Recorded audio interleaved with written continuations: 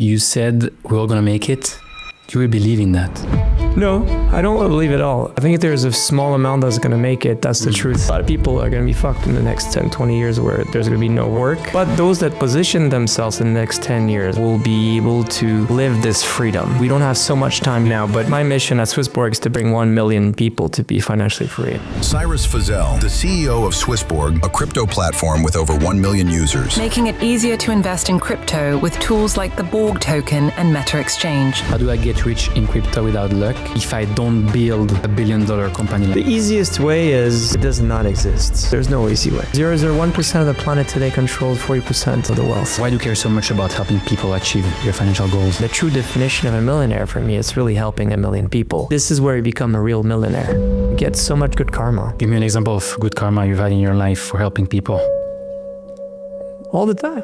I wake up, people are nice, kind with me in so many different ways, and I always get to what I want. Because of the pink sweater. The pink sweater, exactly. It's just when you give to the right people, you will yield on those people. All these hopes of all these people, how do you deal with the pressure that comes with that? I mean, you can't fail, right? What I love about Swissborg and myself is that at the end, we do everything for the community. What's one big mistake that people make when coming into crypto that is very counterintuitive and looks so good on the outside, but ends up very badly every single time? Good question.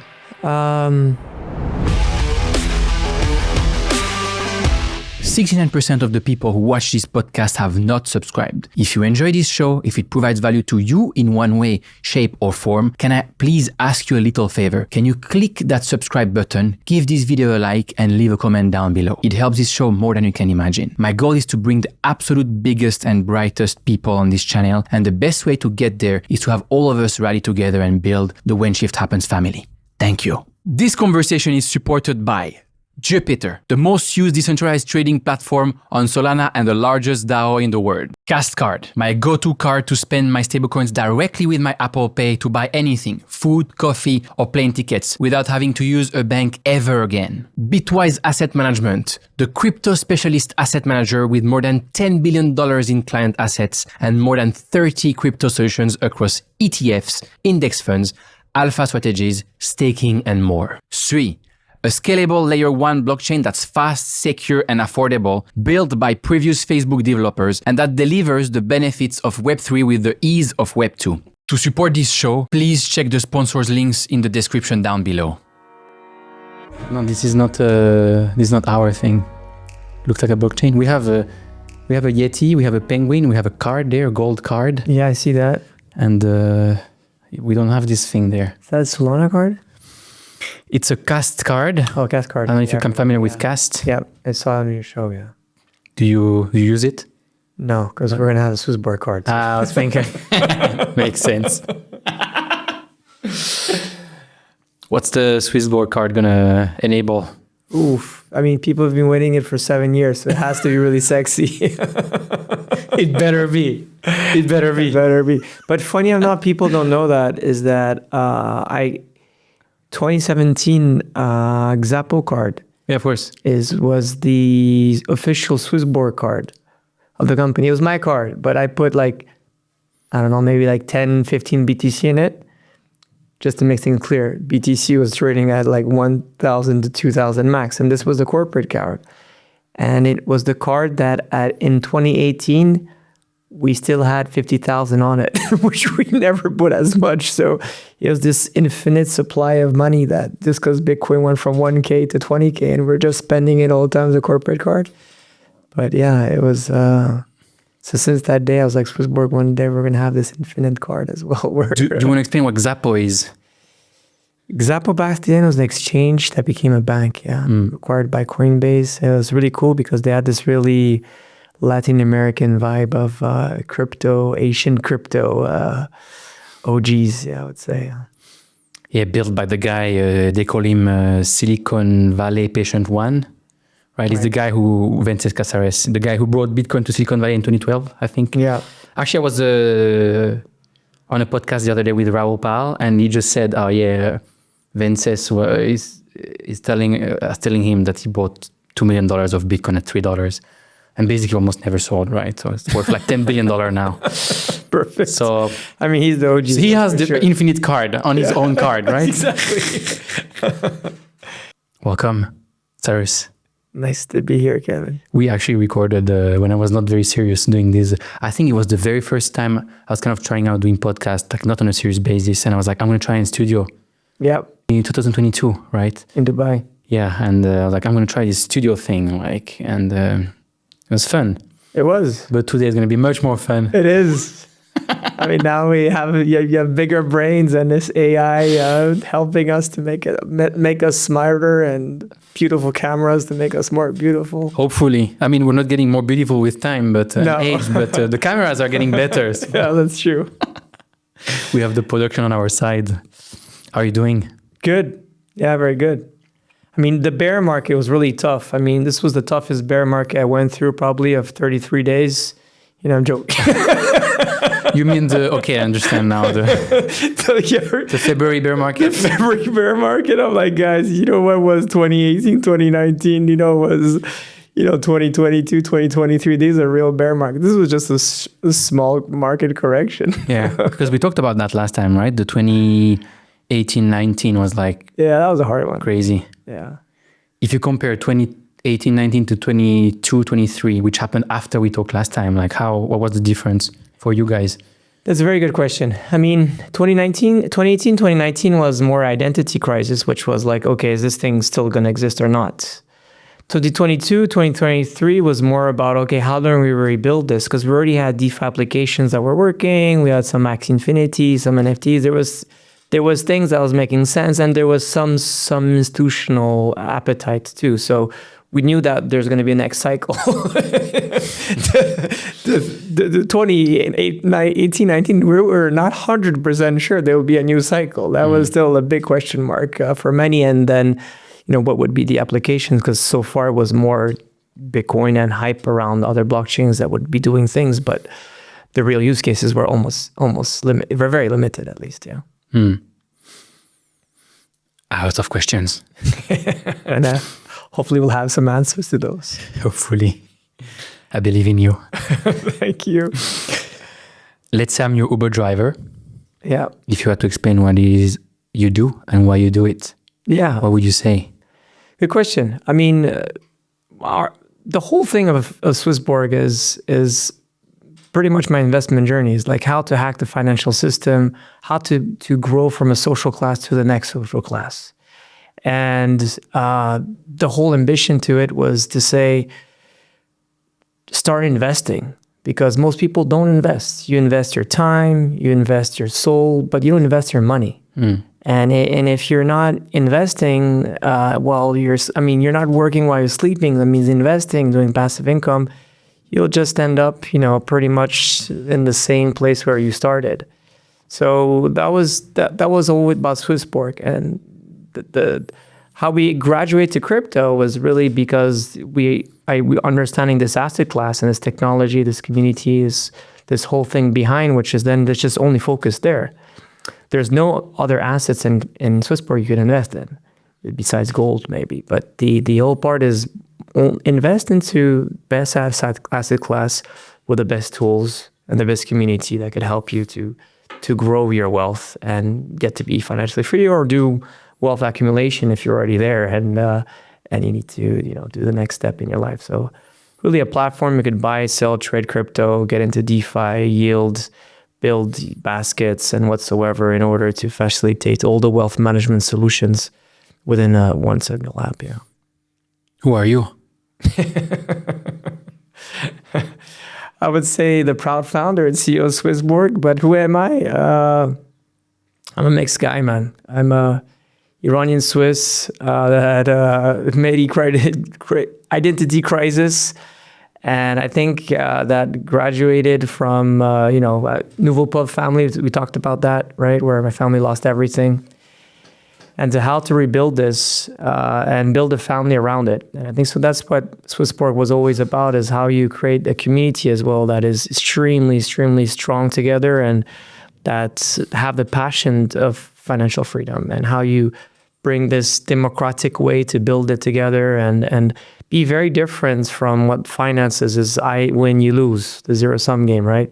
Which here is, I think, so it comes from the ethos of cryptos. We're all going to make it, right? And what I love about Swissborg and myself is that at the end, we do everything for the community because they own us, right? At least that's the coolest thing. They own the tokens, 85% of supplies in the market. There are shareholders too. So we don't have like VCs whatsoever.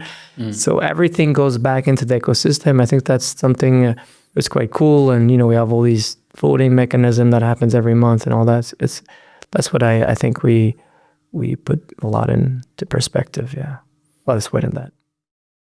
Dear When Shift Happens family, the following message is probably the single most important thing you should take away from today's podcast. If you're serious about your crypto investing journey, please take some time to learn how to self-custody your assets to make sure that nobody can take your coins away. Ever. If you don't learn how to be your own bank, it is very likely that one day you will lose all your hard-earned crypto. The safest way to hold your crypto is in a cold storage that we also call hardware wallet. Hardware wallets are not complicated and they give you peace of mind. I personally use a hardware wallet called Trezor. It is open source, very easy to use, and the first hardware wallet created ever. As we like to say it in crypto, not your keys, not your coin. You can order your Trezor wallet with a 10% discount by following the link in the description down below and by using the promo code WSH10. And now, back to the episode.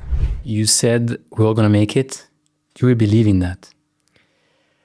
No, I don't believe at all. I think there's a small amount that's going to make it. That's the truth. And it's sad. But those people who want to make it, they will. But no, not everyone. I mean, look, if you look at the kids today, they're glued to their iPad. They don't do anything. They're just in their cribs like an iPad. You think those babies are going to grow up to be Einsteins?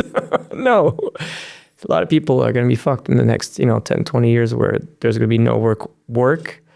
But those that position themselves in the next 10 years, right? Let's say 2035, maybe have 10 years from now, will be able to live this freedom. I think so. And I think we don't have so much time yet because exponentiality with technology is just growing. But I hope, at least my mission at Swissborg is to bring 1 million people to be financially free. And that's really what I really hope to get to make happen. Yeah. Where are you at on this mission? Out of 1 million? Yeah, that's a very small amount. I think so, we're like 50,000 max, yeah. That are financially free. What does that mean? That's a good question. I think it's financially free as you're doing what you need to do in the right moment with the people that you need to do it with. Some people could say, I just want to chill and be, earn my passive income and do nothing on top of it and go on the beach in Thailand. Other people are just like, well, I want to, I have a good friend like Isaac Apencher, right? And he has been able to put more of his time and fully dedicated to that. And with investments that he made with the Borg token, but Bitcoin and other things with Swissborg, he's now being able to fully work only on that. As an acupuncturist. Yeah. That's awesome. Love it. I had the other day, there's this police guy that came and he ran into our meetup in Paris. And sorry, I'm gonna switch this to French, just the title, because it's un CRS. CRS in French is those very strong policemen that are usually military. So he runs in with the whole big thing, and I'm like, oh shoot. And I'm like, what have I done wrong? Yeah, exactly. Which one of the many things that I've done wrong am I going to be punished for today? I'm like, okay. But then I saw him alone and I was like, yeah, well, if they had to come, there would be like not one guy, right? And no gun. And no gun. Yeah, that's true. Yeah. And so he runs and he takes my shoulder line and was like, dude, can I hug you? I'm like, yeah, for sure. So he hugs me and he gives his huge badge. So this is the badge of our patrie, whatever you call it in English, the confrérie, whatever. And he showed me the app and he had a very solid amount of cash on that. This is a guy who makes probably maximum 2K per month, maximum. And he's like, in 4 years, I'm going to retire. look what I'm going to retire with. How old? Early 40s. But the military has to, these are people in action, so they retire early, right? How do you feel when you have someone like that coming hugging you? I have goosebumps right now talking about it. Really, no joke. I mean, that's my best thing. And not only because it's like Mr. Everyone, it's just that it's people that as well give a lot to society and all that, and don't really actually, we don't value them as much as we probably should. And it's amazing to see that, normal, regular people could, with time, time, this guy's been, for a long time, he had ups and downs, there's a lot of things, but he got to take the risk and to understand that you have to take, the risk. And most people don't do that. And when you do that, you can burn your fingers once, twice, but then you do it again, and eventually you get to where you need to be. Yeah. We'll talk about that, obviously. Why do you care so much about helping people achieve their financial goals? Good question. In 2015, was traveling in Asia, a place where you love very much. And I was a little bit getting into weird places. And then, when you travel and you don't really have a goal, after a certain amount of time, you have this, I don't know if you already faced that thing, but you face that mirror moment, like, what the heck am I doing? Like, is this serious? Well, I mean, I'm just wasting my time and, going out and all those different things and this and that and chasing the wrong people and all that. And I get to be sick. And at that time, I'm in the middle of Thailand, but I'm freaking out. So I read things on hospitals, Samsung Hospital, which is a great hospital in Korea. So I go to Seoul and whatever, spend some money, all that, and then go back to the jungle. And I still have this problem, but they're saying it's not much, right? And long story short, I think so it's just more like identity crisis whatsoever. My brother he was always been giving these books. My brother that Alex, we've been working together forever. And the 7 efficient ways of highly successful people. And I'm not American book fans. Okay, like these big books of coaching, I don't like most of them. But this one was a good one. And it was the best way to be successful is first to love yourself, to understand yourself, and to make sure that you prioritize your life and you set goals. You prioritize your life, and you get to those goals, right? That's only the first part. But then the second part is how then you build, so that's the interpersonal skills, and then the personal skills, and then there's how do you connect to people, essentially?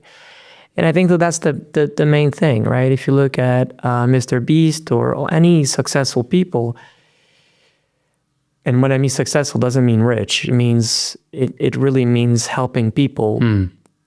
This is where you become a real millionaire. Yeah, do I have like $1 million in crypto or in fiat? Maybe I have that.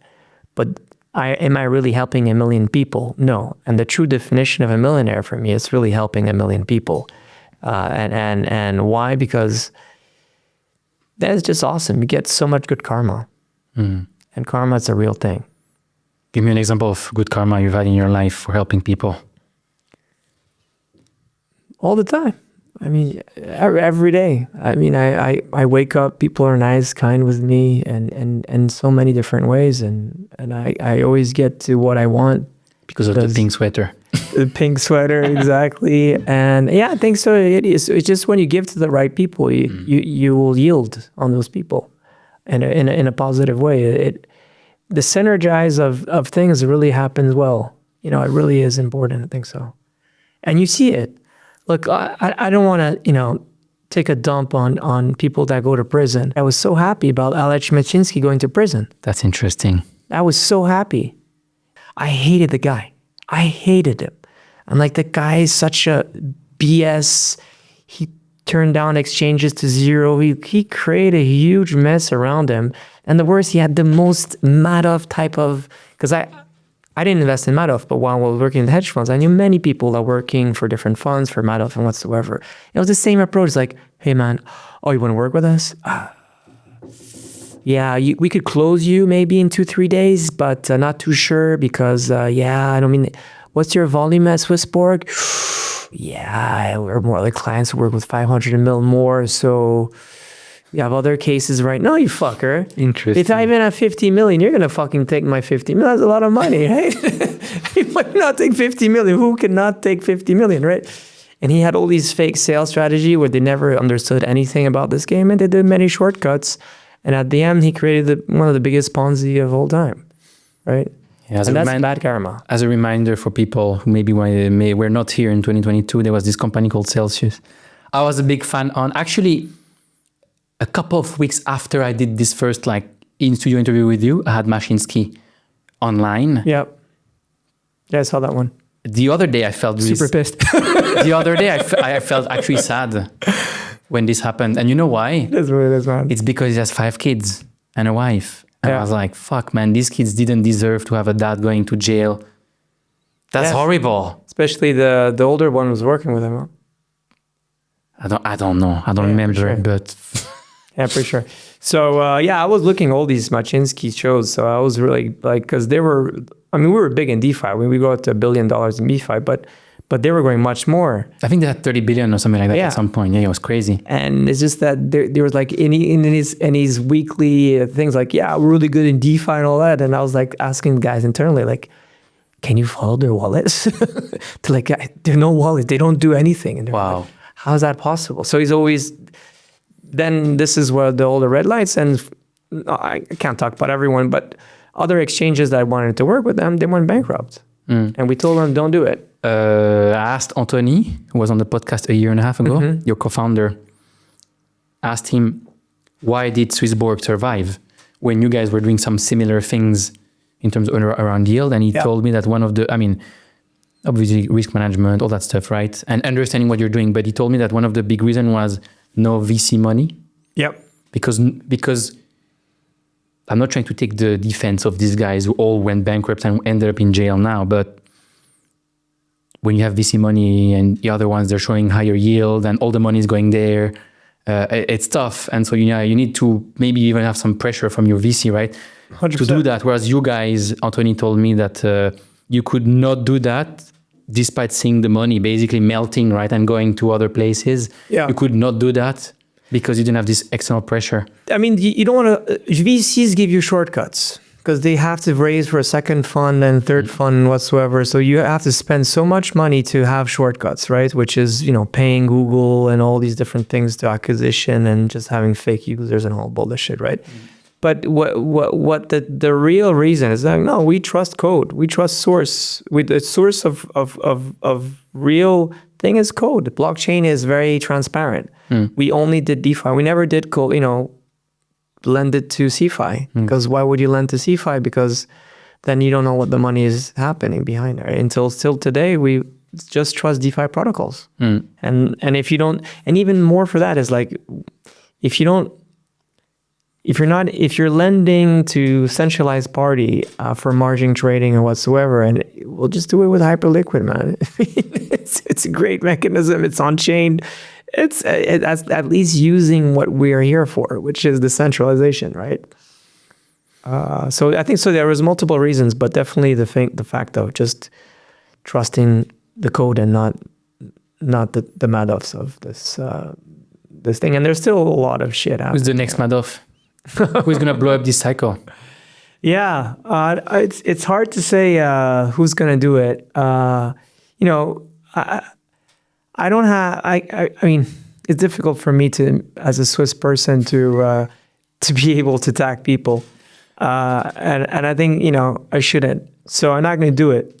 I think a lot of offshore activity is still like unregulated, weird things happening. A lot of things happening from Asia, which are a little borderline.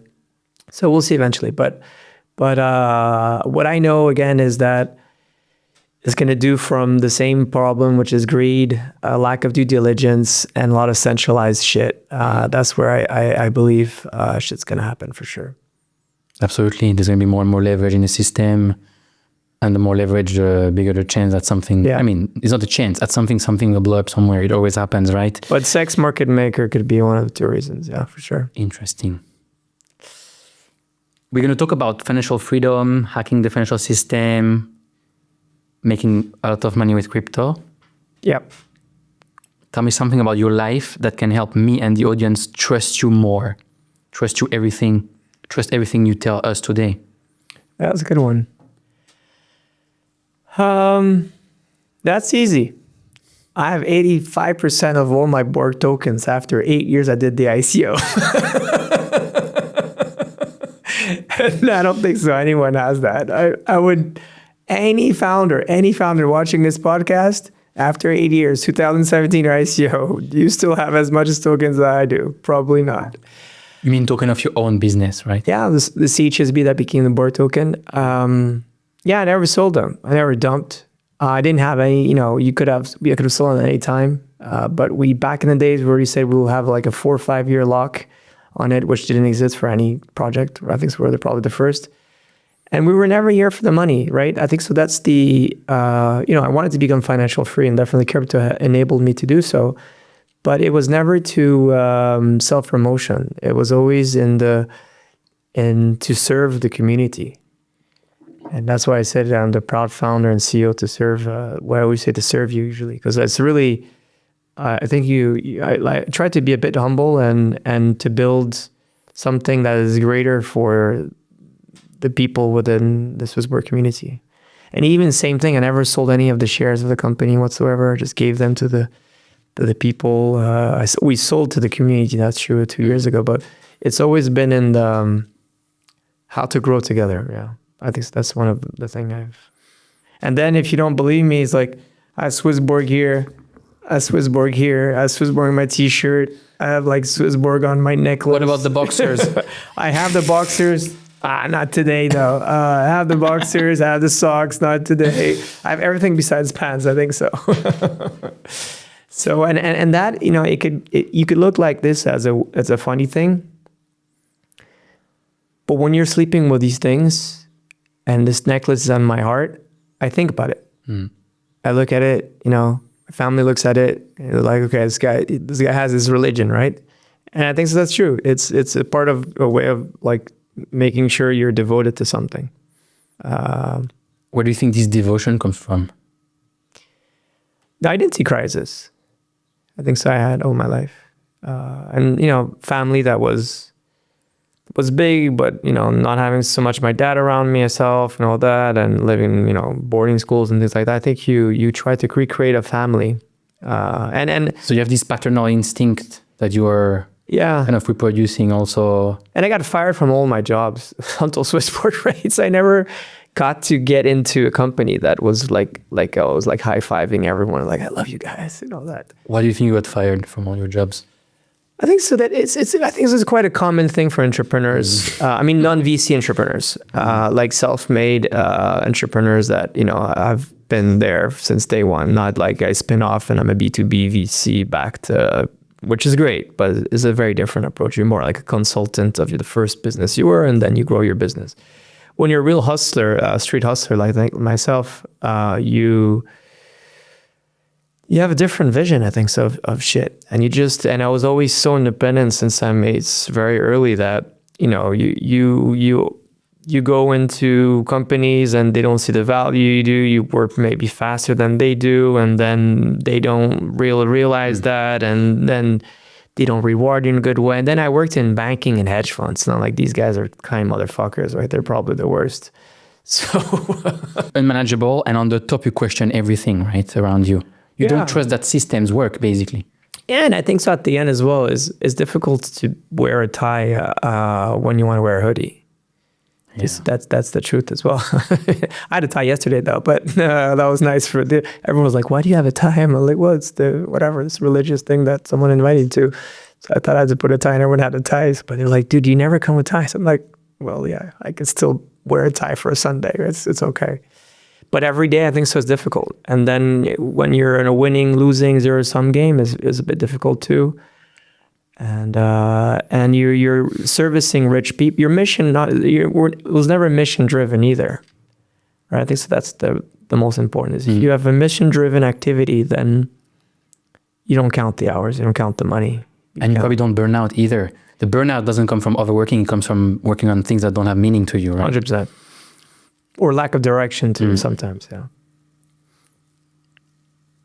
you talked about zero-sum game, right? And positive-sum game. Your favorite topic is how millennials and Gen Z can hack the financial system.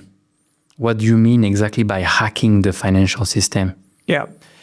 So everything in Europe, and this could be portrayed probably elsewhere in the world, is we're born in social classes, and you will never grow to another social classes. And it's done in a very rudimentary way. In the US, to some extent, it's a bit more easier to jump from social classes, but most countries, they don't want you, right? You're born in a neighborhood, you study in that neighborhood, you finish that neighborhood, and you'll be there forever. Why is that the case? Who is deciding that? Yeah, just the elite, right? 0.01% of the planet today controls 40% of the wealth, right? And this is just growing. We had 19th century where, there were just like three social classes. We got into 20th century where there was a redistribution a bit. And I think so the baby boomers have brought new ways to create better social classes. But since the 21st century, it's pretty much the opposite. It really was about centralizing, and even more in the last 10, 15 years, it's been horrible, right? The Elon Musk of the planet's, maybe 20 guys control 10, 20%, I think so, of the planet right now, right? So, and that will just grow exponentially.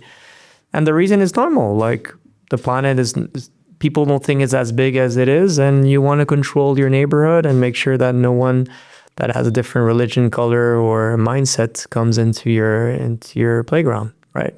And play with your toys. Mm. So if you think about that, it's quite sad, right? And because you're not gonna, you think you're gonna be evolved at 18, you're gonna study, you're gonna find a girlfriend, and the first stupid investment you're gonna make is, I'm gonna find a stupid apartment to buy. And what that means you're locked into society. Done. That means you can't change jobs anymore. You're going to take a shitty mortgage. You're going to put all your money for the next 5 years into this mortgage to pay the down payment of 20%, which is, let's say, I don't know, for a house, for apartment today, let's say it's, I don't know, 400K in most, 300K maybe in some European places. So you put 60K from your salary, and then you're going to pay an installment of, let's say, 1,000, 2,000 euros every month. And that's done. That means you can't change jobs. That means you can't invest. And that means you wake up and you're 50 years old and you have nothing besides an apartment. What do I tell my friends who have a bunch of friends in their early 30s who want to buy a house? Don't. Because it's a good investment, right? It's a good asset. Investment. You say the opposite. Buying a house and taking a loan isn't the way to change your life. No. Why? So if you're 20 here and you're listening to this video, you have to find the guru. You have to go in different companies that you really strive for, and you're gonna have to work your ass off. Find this guru that will teach you what life is all about, okay? If you don't get that, well, then just do a startup right away, because you'll just be your own mentor. In your 30s, you want then to take all the risks you want. And I think so to investing, if I may, it's the same thing. In your 20s and your 30s, you have to take the biggest amount of risk, because you don't need that stable income.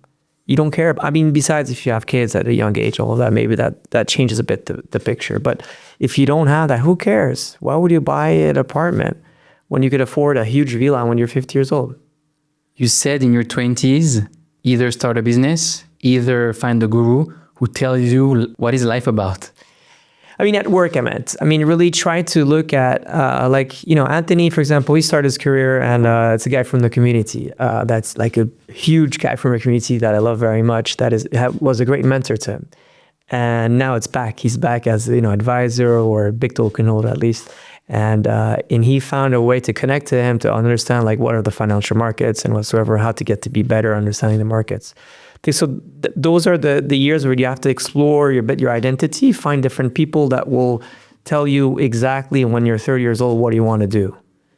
Because you don't want to wake up at 60 and say, I want this new job and, put everything aside and, grow my business of whatever. It's in your 20s that you want to try a lot of things. And then you want to start working very hard in your 30s to develop that core strategy in whatever you're good at, right? So that's my idea of finding a mentor at work or in life is at 20, you have to play around, I would put it that way. How long did you need to find your thing? Still thinking every morning when I wake up, what am I doing? I mean, that's for sure. ChatGPT helps me for that. But the ChatGPT psychologist version, right? Yeah. But coming to the show is like, hype me up before the meeting, Kevin. He's like, yeah, you're going to do great, Cyrus. ChatGPT's little voice, you know. I mean, you do a lot of experiences, right, in your 20s. And then you it's like with women or men or whatever who date, you find a lot of things. You find the attributes of who might be your soulmate in your 30s, right? And then in your 40s, you maybe go a little bit further than that, and you have kids and all that thing. So my point here is the society wants to rig you by saying, don't take any risk. Become an employee of this company. I will give you a retirement plan which is never going to exist. Like, right? Most Gen Z know that today, or millennials at least. We know that we're never going to get retirement. Maybe in Switzerland we will, but most countries we won't. And that you invest into real estate, and then you think this is great. And then maybe you will do some stocks when you're in the 40s. And you'll do a 4% average return. Great. With 10K. I had this conversation with my parents yesterday evening, actually.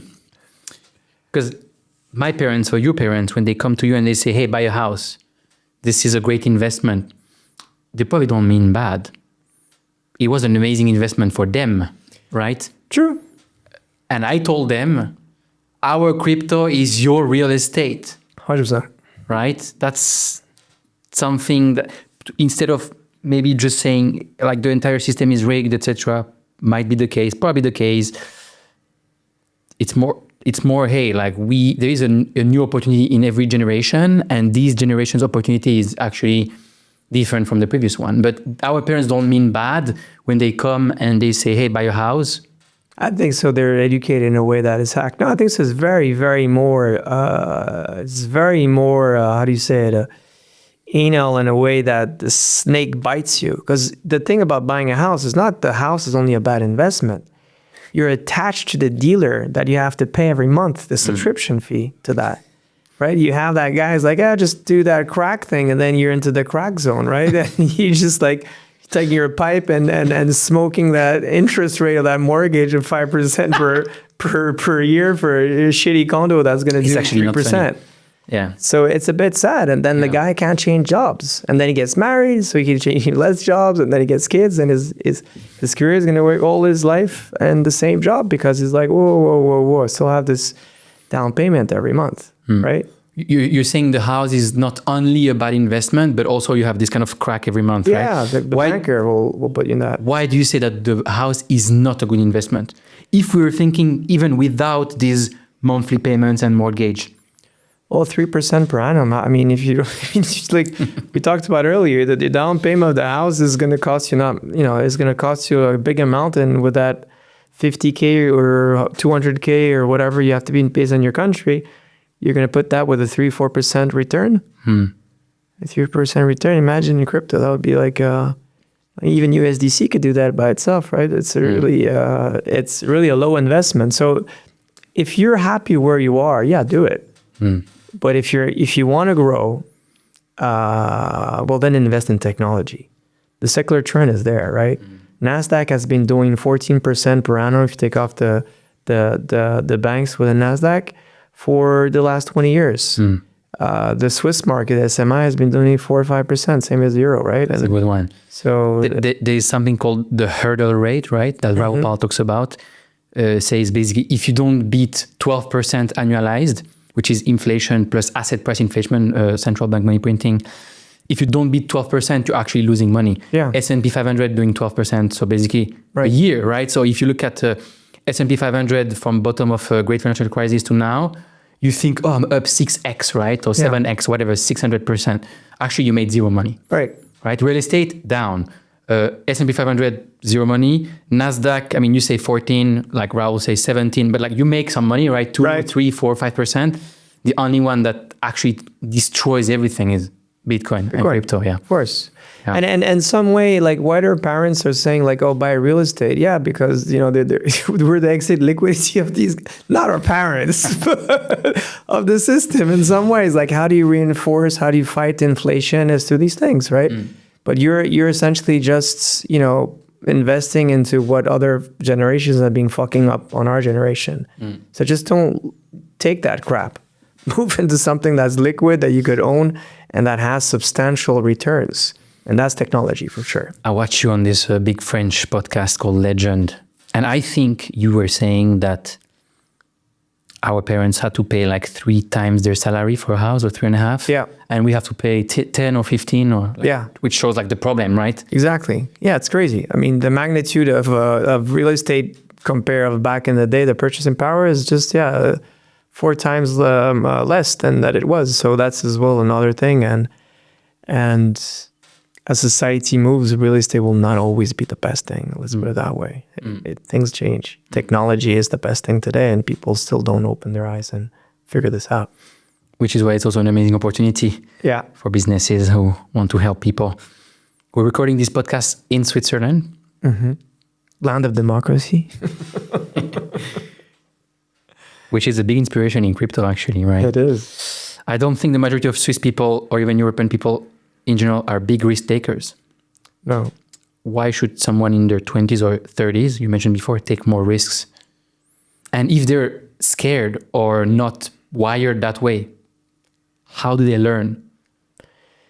Yeah, that's a good question. I mean, what you have to understand is, like, our generation spends so much time on social media, right? So I think some 90% of people use internet on social media. 50% of people that are on internet use, so pretty much 50% of the planet plays video games, 40% plays video games. Sooner or later, okay, let's say Axie Infinity is the best thing for video games, but sooner or later, there's going to be a game like maybe Guns. Sorry, not Guns is the token, but the Off the Grid. I don't know if you played the game or not. I didn't. It's a freaking awesome game.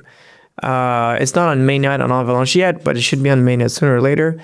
And, you know, you'll be able to play the game. Right now you're making tokens, and the tokens, you could buy shit with it, and, you know, buy new guns, whatever you want, and be able to sell it. And I don't know what GTS 6 is going to be, but sooner or later, people are going to be playing on top of blockchains, right? And with these decentralized applications being the source of the front end of how you have a token economy around it. So people are going to play with blockchain. Why not go a little bit behind the scenes and say, okay, instead of weighing the main application that I'm going to use just for fun or for doing social media on chain, why not investing in the core structure of it, the infrastructure of it, right? Which is all these blockchains. It's buying piece of internet in the 1990s, right? And the applications will come up and will be like freaking huge. But at least from there on, you would understand even more what it is. And as you know, it takes at least a cycle to understand some of it. But, you know, if you work a little bit every day, 20, 30 minutes, you know, like yourself, you could end up with a beautiful body, right? And here, the same thing. You work 20, 30 minutes, maybe 20 minutes per day looking at different information. It's the same. It's the same thing. You get into it, and it's fun. It's not like in a boring. I mean, look at this. Right? I mean, imagine us being a banker. Yeah, it's fun. We look very unserious here. Exactly. This is, but we are cool. I mean, Bengu and this guy. It's a fun industry. We're not like boring people either. Yeah. What's the potential if I invest in a high risk asset like crypto? The potential returns. I mean, because like let's take the kind of conventional wisdom. If we don't think about the high, the journey would be first people think, I should save my cash in the bank. Terrible idea, but better than not saving and being in credit card debt, right? 100%. The second one is, I should buy real estate. Probably not great. The third one is, I'll put this cash that I save into an S&P 500, right? Yeah. Or NASDAQ. 100%. Let's say S&P 500. If I put, I think the calculation is at whatever, 8, 10, 12% a year. You put $500 a month every month for like 30 years, and then you make like $1 or $2 million. So you've kind of retired, right? Right. That takes 30 years. What about crypto? I mean, 2010, you put $1, you have $2 million, and there you go. 15 years later, you have 2 million%. No, I mean, you cannot rewind and get in always to that, oh, imagine if you were in Bitcoin. I think the idea is to understand first in investments, who are you and where you want to go? And based on that, you're going to figure out again who you are and where you're going to go. You're going to go back and forth. And I'll make this simple. So I started with Julius Baer in 2007, where I lost all my money, by the way, in 2008. It was amazing. 50% lost it. Drove down. So I was already, very used to bear markets. Because I started my Bear Swiss bank, right? One of the best Swiss bank we have, private bank, portfolio advisory, portfolio management, and I had clients as well already.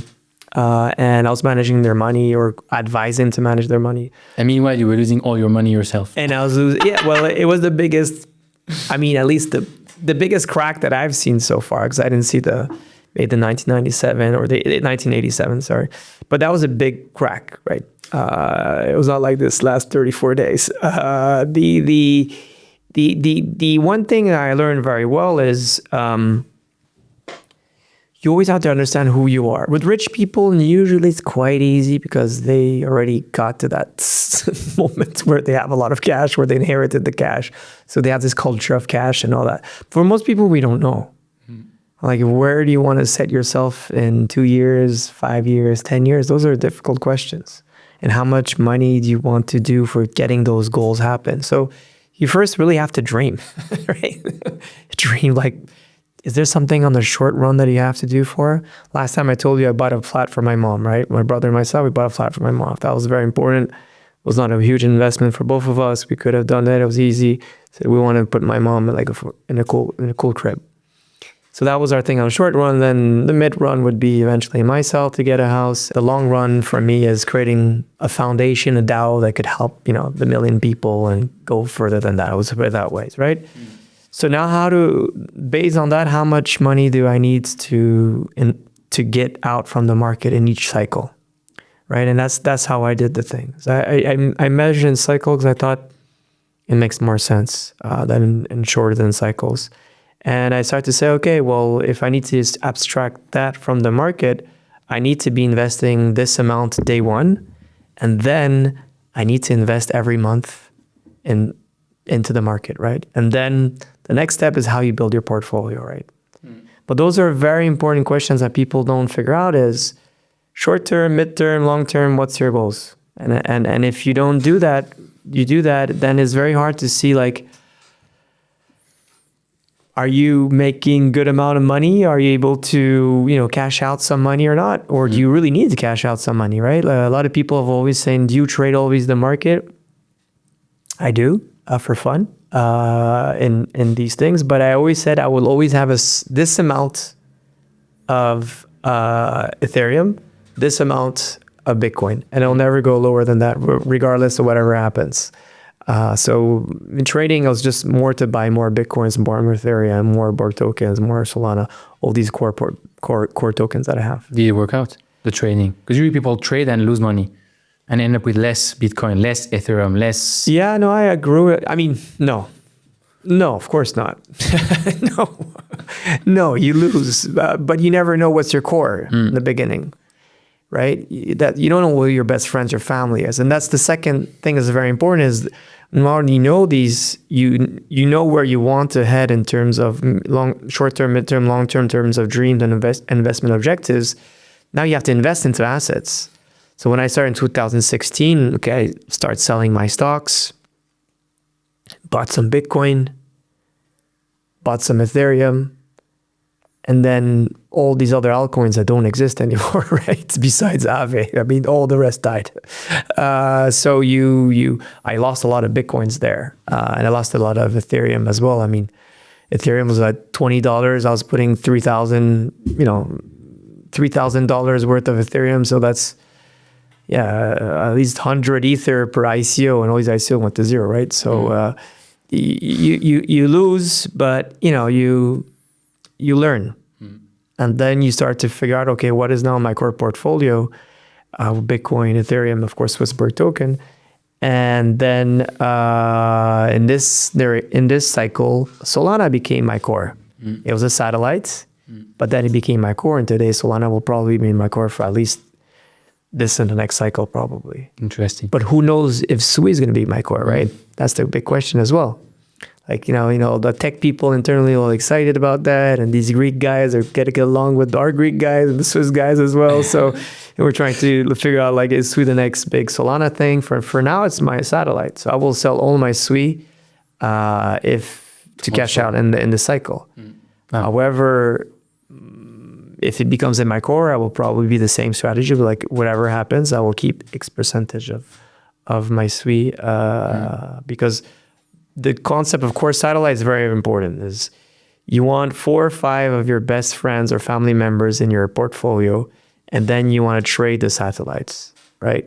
And satellites is tactical trades that you have in the cycle. You come in and out. That's very important, I think so. What are your 4 or 5 cores? Bitcoin, ETH, Borg, I guess. Borg and Sol, yeah, I said, yeah. Yeah. Just to put this into context, right? We said before, S&P is 12% annualized on average, Nasdaq 14 or 17. Yeah. Bitcoin is like 150% or 130. And even if we say it's going to get much less in the future, let's say it's 30 or 50%, that's still so much higher than the rest that people, that's what they need to understand, right? Because the first reflex of most people is, but Bitcoin is 100K. It's too expensive, right? Yeah. You can buy an asset or a fraction of an asset that is doing 100% annualized, which is more than 5 times the second best asset class, right? I think Nasdaq is down 99.9% versus Bitcoin in the last 13 years. Exactly. So there's no second best. It's not second best. No, there is. I have a really problem with this guy, to be honest. Not the fact that this thing is a Ponzi and all that. I don't think so. It's a Ponzi because he's buying IOUs, I think so, Bitcoins of Coinbase. So even has to sell his converts versus the physical Bitcoins. They will not plummet the markets. I think so. It's loans that he's actually buying to Coinbase. I'm not 100% sure of this theory, but I think so. That's how he's doing it. Like that, it won't create this because a lot of people think, MicroStrategy could be the biggest black swan of this cycle. I don't believe in that one. But the second best thing is a bit like him not understanding Bitcoin until 2020. It's a weird one. Like, how can a smart guy being to NASDAQ, being one of the main NASDAQ guy, he woke up in 2020 to buy Bitcoin? Definitely a smart guy, but and then there's no second best. Of course, there's second best. There's Web3, man. The whole point of crypto is not just to have digital gold and a means of payment. Even if we scale Bitcoin, for Lightning and all that and make it a payment, which is completely plausible in multiple scenarios. You still need an internet. Yes, but in terms of investment, beating Bitcoin is very hard, right? Like on a long time frame, most altcoins or other coins actually don't beat Bitcoin. And that's probably one of the reasons why he says that. I mean, obviously he's a maximalist and obviously he's a huge believer in Bitcoin. I mean, we all are.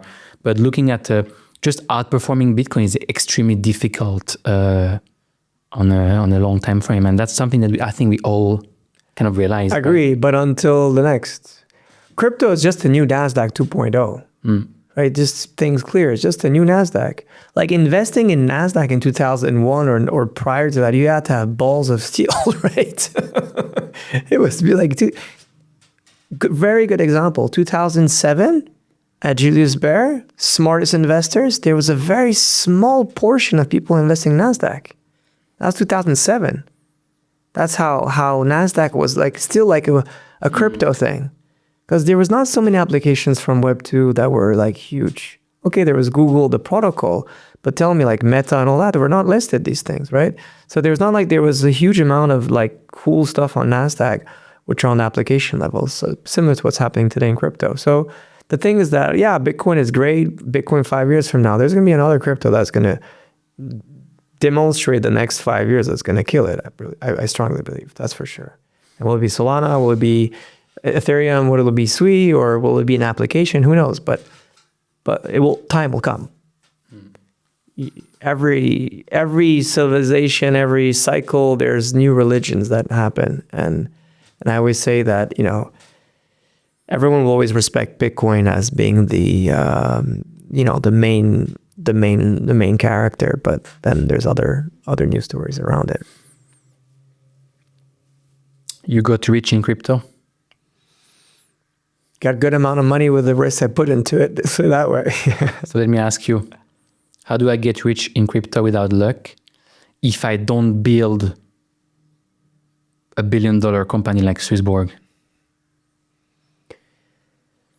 Well, the easiest way is it does not exist. There's no easy way. That's the truth. Because whatever comes easy to your face in life, you'll lose it. Because it's that you don't deserve it. I mean, again, your body, man. How much push-ups do you do per day? Or is there days you don't do push-ups? I never do push-ups. I never do push-ups. Well, okay, pull-ups. Yeah, I do pull-ups. I train chest and arms like 1 to twice a week. Only? Yeah. You inherited good genes, put it that way. No, it's just a different kind of training. You like focus on certain muscles like 4 times a week. So you always do it. So I do it every week. You do those 20. Every week I train things. 4 to 5 times a week. Yeah, forever since forever 16. Yeah. So that's my point. It's like you can make it easy. I mean, there's that kid on Twitter. I hate that kid. Silly American kid like Cypher something. Like, yo, Brad is going to $10 billion, going to $30 billion. You'll see is the best investments and all that. And then he was very cocky in different shows and he was the best meme trader and all that. I forgot his name. There's many of them. Yeah. There's too many of them. And I followed the recent because I do save people. I should put them as NFTs, by the way, and in like all these fake, stupid things that they say. And he probably lost all his money, right? And is he going to remake it? I don't know. Let's see. The point is that it's very hard to have sustainable money in the wealth and build your wealth on the long run, right? It takes time. But maybe this kid from he just lost 95% of his cash in his memes, he's maybe now going to build something amazing from it, right? And that's a huge possibility, or he's just going to, whatever, unfortunately, go into rehab. The question is, now how do you don't fuck it up in a way that you do the right things? DCA is obviously the core thing. Just try to figure out 3-4 ones, especially if you're in the beginning. Just doesn't, go with the simple ones and one that is completely crazy. Top 3 ones, whatever the 3 ones you believe it is. If you believe Bitcoin should be, I think, one of it. If you like scalable technology, maybe Solana could be a good one. If you like more robust type of, maybe a bit older ones, but still works very well, Ethereum could be a good one, or go for maybe new nascent sweet one. You could go a little bit crazier, and then figure out some other tokens that you could like because you're in video games, or you're into DeFi, or you're into these different applications that you actually like, or science, whatever it is, whatever makes you excited. Try to find one token, because even if the narrative is not around that cycle and the cycle is not around that sector, there's still going to be one that's going to be doing quite well, and you're going to have fun. And worst case scenario, I bought storage because I thought decentralized storage was going to be great in 2016. Well, that didn't happen yet. So, but did I lose a lot of money? No. Did I learn a lot? Yes. And I know that deepen is now a big thing, at least in this cycle. And there's real use cases, and render is one of that, but there's so many other ones, right? And thanks to what we thought about was Anthony 2016, 17 on storage, enable us to detect render and other different type of deepen tokens that did extremely well in this cycle, right? So that's the right approach to do it. And you auto invest, right? You just every month you start your budget, you invest in these tokens, and then every month you get in, and when you start to make a good amount of money, take out some money from out the market. You just have to take out some money. You can't stay forever into crypto because a lot of these tokens go to zero. That's the truth. So the hodl, we're all gonna make it, all that stuff will happen for the great projects. But how many projects are more than 5 years old? Or tokens that still have real use cases and a business model to it? Because there's two things, and the thing about crypto is so difficult is many founding teams make too much money in a very rapid way. Second thing is that they could create tokens, Are the tokens being used? That's very difficult. And then the third thing is that, do they really have a business model that is viable? Look, what are the business models in crypto that work today? Stable coins, blockchains, exchanges, launchpads. And then Just the kind of exchange also. Yeah. and the rest is, there are a few, and there are more than that, but there are not so many, let's put it that way. You mentioned, And it's startups. So startups, have a 99% of chance of going to zero. which is what I think people realize more and more now, this cycle. Before they were thinking, oh, all these tokens are going to the moon all together every 4 years. Even if it's shit, it's going to go up. No, these are actual startup, and most of the startups fail. And in crypto, it's the same, right? Yep. You mentioned before some people going to rehab. There's even some people killing themselves, actually, like in the last couple of days. But did he kill himself or did he kill himself? So I didn't get that at the end. It was a hard one. No, I'm not talking about this dude that you're thinking about, the ZeroBro guy. Another dude, a trader yesterday, that actually his wife took the account and said, my husband is dead, right? Because you mentioned this very boring concept like dollar cost averaging and buy only like top coins. But most people, I would say, when they come to this space, they would maybe start with that, but they're like, man, it's itching me to like go and take more risks. Raul the other day told me, this space is so full of risks, you have to be paranoid at all time. How do you avoid getting fucked, which happens to so many people who join the crypto space full of good intentions and great motivation, and yet end up living poor and disappointed 9 times out of 10, if not 10 times out of 10?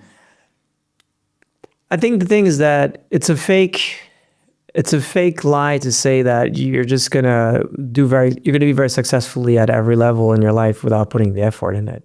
Right? If you go to a gym and you buy the membership card, you're not gonna be fit if you don't go with the trainer, or you go with friends, right? Or you're very driven. For example, I do a lot of sports by myself. That's a very weird thing, by the way. I just realized that most of my sports I do alone. So that shows I have a drive to somewhere, and I just need to do that thing. If you're not able to do that already by yourself, try to find a community where you could have fun with. And I think that's the one thing that some investment clubs offer, and what Swissborg is offering too, is how do you get access to not only a great application that enables you to use the right tools the most easiest way, but as well feel part of a community where you're on Twitter, or you're on Telegram or whatever you want, Discord or Reddit, and you meet as well in real life, and you start sharing the struggles and the pain, but as well the love as well in the good times. And I think so that's something that you see a lot in crypto. And there was a bank who came to me last week. It's like, but how do you guys do this community thing? It's just a weird thing. I'm like, what do you mean? I'm like, I don't know. Our business model works well and all that, but you have this weird magical twist to Swissborg. I'm like, but that's the crypto thing. I mean, do we put in more than most cryptos? Yeah, because we show our faces and we really meet in real life, which not every project does, right? And not every founder takes the time to do that, and for whatever reasons, characters are different. But the fact of doing this thing together, where people like they feel part of a thing that is bigger, and they feel like they're part of a football club, and they own the tokens and all that. Probably possible only with a token, right? That's what the bank maybe is missing or not understanding. I mean, there's other things, obviously, but that's what I told them. Yeah. I mean, the token and the crowdfunding of that token. Because, you see our reviews are 5 stars or 1 star. You rarely get 2 stars. 4 stars when it's French people. Sorry, because, as French people can never put perfect.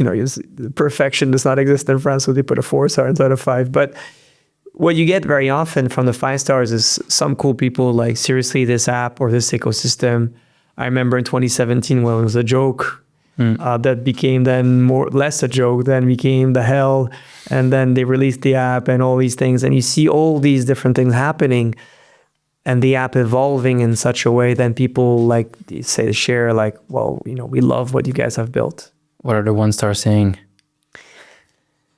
The 1-star saying is that's a very good one. It's mainly compliance issues, which is like, oh, they're asking me all these questions. And I'm like, yeah, we're regulated, man. We have to ask those questions. That's one of the main, I would say, one of the main problem. Number 2 is sometimes we get funny ones. You get funny ones. Yeah, I invested 200 and now there's only 150 left. This is a scam. Like, dude, the market corrected. You know what? How is this a scam, man? I mean, that's the investment. So we have some regarding performance of the market. But like, yeah, those ones I really want to answer them personally, but yeah, we don't. What's one big mistake that people make when coming into crypto that is very counterintuitive and looks so good on the outside, but ends up very badly every single time? It's the easy one. The greed fear index. Everyone always invests in when you're over 70, and everyone sells when it's you're at 10 or 20, and it's the opposite. Should only really be able to invest when shit happens, right? You see Trump arriving. Shit happens. Exactly. When the shit happens, that's when you make the move, because that's when you build substantial wealth.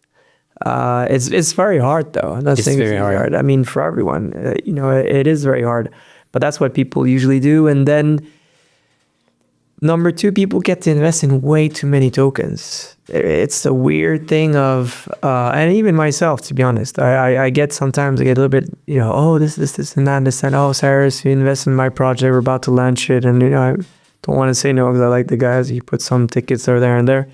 And then you just like forget about all these different things that you can't follow. And a real portfolio, as I said, you need that core and you need that satellite and you need to monitor it. That's the truth. And then you need to take profits. And again, that's why you really have to, in the also beginning, very hard. You really need to narrow down, write down. Like the way I do it is like, I did fucked up on that one, but I bought most of them sold at between 10, I think so maybe $14, $15. When it was I said when it'll be at 250, I'll sell half of it. Very hard. So hard to do. And then it was Christmas, I think so. And I was like, oh, and I was pressing on the button. And then people talked to me when I was at that night, it was at 250. I was like, oh, maybe this is a sign. No, it wasn't a sign. I should have pressed on the button and bought back at 120. And the Trump launch actually was like, so going to 290, but who wants to sell when Trump launches a meme coin? You're like, fuck, man, this is going to 1,000, right? Yeah. People actually calling for $1,000. And then you're like, in retrospect, always, it made so much sense. In retrospect, it was the top, right? Yeah, 29x on. It's so hard. On one of the main tokens. That's a lot of money. In 1 year and a half. That's a lot of performance. So you have to write those down and have like a journal intime. You could talk to ChatGPT about your positions and have that. That's something I do very often. And just have this thing like, what do you think? And what should you doing? All based on our prior conversation. And that's something definitely I want to bring to Swissborg. That's my big thing with Anthony. We really want to bring that something thing. Very good actually would be, if you're using GPT a lot, to tell GPT, hey, if I don't sell when the price is that much, stop talking to me until I sell. I can't use you anymore. That would be amazing, right? Yeah, I mean, we're probably so greedy we would still say, fuck you, GPT. Yeah. I'll research a book or I'll use another AI. Yeah, exactly. And then you send the AI, whatever, but yeah. Yeah. Or you just listen to your wife or to your girlfriend or whatever. They I mean, not always, but women, we see this in the app though. Women have a very good, they manage very well the risk. This is more obvious to them, but they take profits, women in general. They don't do the crazy, let's go to the moon. And even when you're on the moon, let's go to Mars and Mars the next planet. There is also a lot of studies on women founders that they don't blow up, right? Or most of them don't. I mean, except 1 or 2 are like very special examples. Like women are much better at like managing money and risk, and they don't have this ego that we have. Like I want to get rich and I want to be better than the others and I want to show everyone. Yeah, that's true. Yeah, that's the alpha male thing. Yeah. Yeah. You really love yields, right? Yeah. You guys talk about passive income. It was a big theme a few years ago. And I had many very smart people on this podcast who think actually they don't like the yield in crypto. They say yield or passive income in crypto just isn't worth the risk, especially when the yearly returns are already so big on capital gains.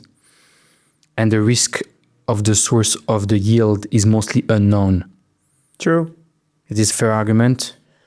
I mean, look, it depends. If you're in stable coins, then what's the return on your stable coins, right? And if you don't believe you don't need stable coins in your portfolio, then you don't trade the market, and then you just buy and you stay it forever. But then, what's your core satellite? We talked about that before. So if you have a real portfolio, you would do core. You would put maybe say based on your risk 50%. 30% you would put into satellite, 20% you put in cash, right? Or maybe 60, 20, and 20, right? So what are you going to do now with this 20%? Just going to leave it in the cash? That's what I do, actually. Because I got so traumatized by yield a few years ago. I'm like, I don't want to lose my cash. I understand it. I think now we're in a new market that's about to start. And DeFi is going to be exciting. It is already, sweet. There was a lot of opportunities there. HyperLiquid, there was a great amount there. So there was already few ecosystem. Baron right now has some cool stuff. So you have different DeFi protocols that are doing some great stuff. Then, you have double digits. So is there a risk? Yeah, these are triple junk bonds. There's worse than junk bonds. So you in some way, you have to understand there's a risk behind it. If you diversify this risk and you make it well in a product like we used to do with a smart yield, then that becomes very interesting. Operational risk, all of that. If you don't have millions, don't do it by yourself. That's my point. I think the risk is too high. If you have the millions, do it yourself. But it's true, if you have 10K and you're just going looping in all these different platforms and all of that, it's still very difficult to figure out where's the best operation-wise. It takes a lot of time. You have to change all the time. Then there's the risk that goes with it. It is a little bit crazy, but is it worth it? If you don't make those money to work, how are these platforms going to get the USDC or the USDT? And how is DeFi going to work? And if DeFi today is the best application we have in crypto, and we don't do that, then why were you in crypto again, right? So that's my point. You have to fulfill the devil. Does it make me happy as the chairman of Swissborg to do these things? No, we shit in our pants, man. It's fucking horrible job, to be there, because there is risks in every protocol. Euler is in English. Euler, the Euler. Remember that one? One of the biggest protocol, the safest one. Yeah, okay. Euler, how do you say in English? EULER. I'm not the one who you should ask how to pronounce words in English. Euler. Some people comment on the comments sometimes. They say, that was an amazing podcast. I just wish Kevin spoke English, right? Motherfuckers.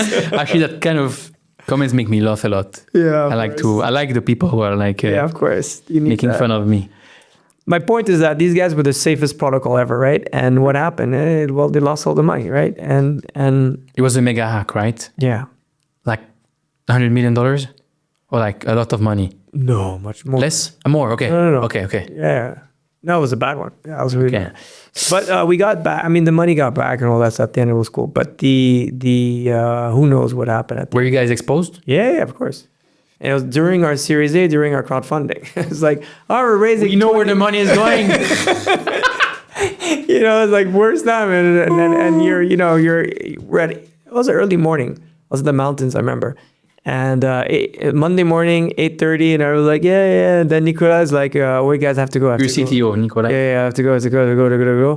And then other people start talking. Then they're like, oh, Cyrus, you have to come into a war room. I'm like, oh, shit. Then your war room, and they're like, okay, we could get some back money because the protocol is just, I was like, kick back whatever you can. And then we got back, but there was this thing happening, right? How much did you lose? And at the end, it was only 7. It was 7, but initially it was more, but then we were able to get back some money. 7 million. Yeah. But that's still a lot of money. Yeah, that's a lot of money. When you're obviously. raising 20 million, right? So, I mean, then, then people understand there's risk behind it. Did you communicate that to people? Like, how do you manage on the customer side, like the PR? We managed that we would have enough assets to reimburse the 7 million, and we continued essentially. Yeah, so we did the Bybit thing in a very easy way. Yeah, my God, man. And again, hats off to Ben, man. That podcast was great, but what he did that weekend was insane. amazing. Yeah, it was insane. And the way he handled with the humor and everything, like saying that, don't stress out. Don't let my wife makes me stress out. Like, it was crazy, man. Like, but they're also printing money like crazy. Yeah. But it's crazy. Yeah. But yeah, so those moments, you really think about it. So from that, we said, okay, no more DeFi, yield farming with a huge risk. We would only go into staking, liquid staking, restaking. And those ones, very understandable, easy to explain, and the risk is quite limited usually. Then we went more to Morpho, different things, loans, but, over collateralized loans and that are separated. It's not like Aave, which is all commingled, the risk together. In Morpho, you have dedicated vaults that are only for you, Camino as well, and things like that. So then you try to flirt around and understand how the complexity of your risk is created and how the risk is offered in these different platforms that are better than ever, right? And then what is the next one? Then you take more risk, but people just has to understand it. Who take the responsibility actually on the risk?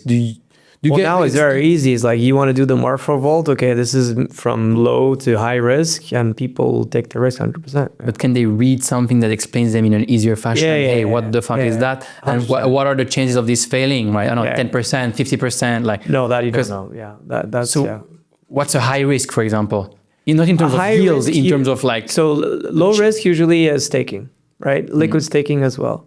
Medium risk, this is the one that's more difficult. It usually means you can only with one counterparty, that this counterparty has been battle tested, audited multiple times by credible sources and by our team, and is constantly we're monitoring these audits and whatsoever. And that's the underlying that you're depositing is probably not a high risk either. It doesn't have any other stable coins that are a bit, exotic whatsoever. And in this case, could be middle risk. Now, when you're going for higher risk, it's usually looping, using different protocols, maybe not only segregated within one, it could be commingled like Aave could be a higher risk, for example.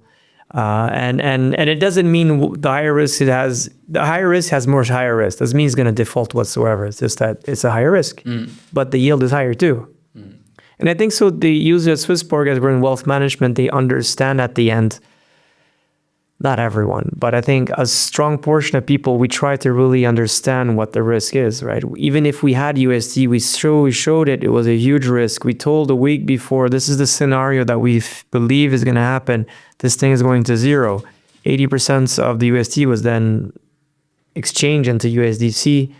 Well, 20% they lost it, right? But we always been extremely careful with that. And you have all risk explanations, but are very clear in every strategy.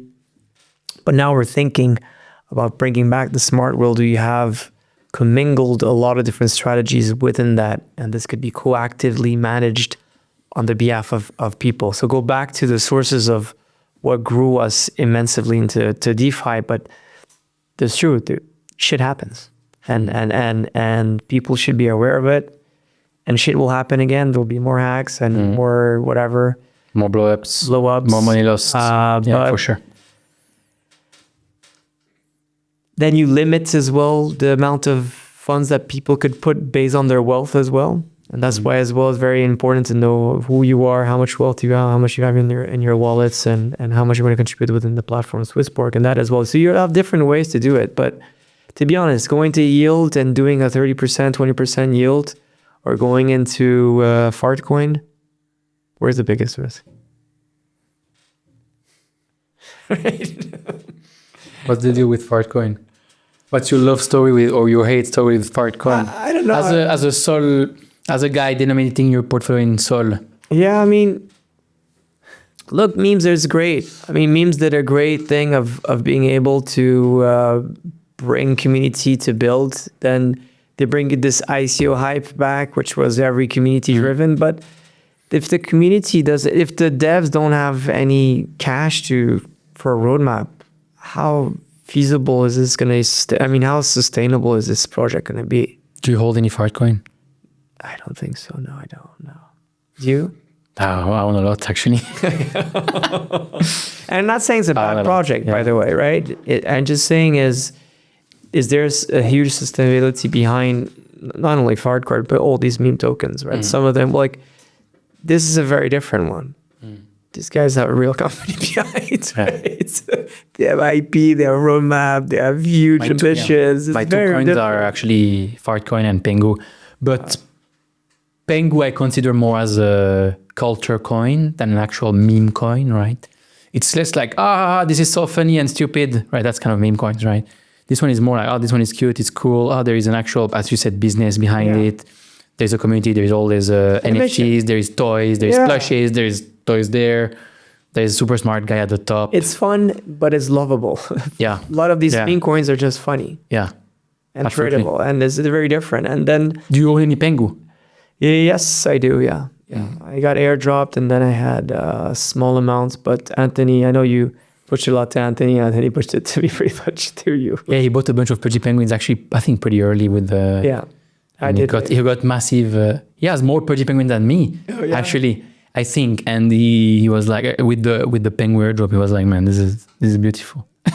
But yeah, I did some. And you have, I mean, yeah, it's a great community. And again, the guys have, with abstract and everything, it's a huge mission. Yeah, for sure. And we're here to cheer them up, obviously. You said currently crypto is a gift, but it won't stay a gift forever. I'm being a bit critical here. I've heard this story many times over the last 7 years, so much so that I'm starting to believe that someone is trying to sell me something. Why is crypto such a gift, despite still too many people thinking it's a scam sold by dream sellers? Yeah, I mean, I can understand why people think it could be a nightmare, because there are so many there's so many shitty stories. And yeah, there's a lot of dickheads, that's the real truth. But there's a lot, but in proportion, there's probably a small amount.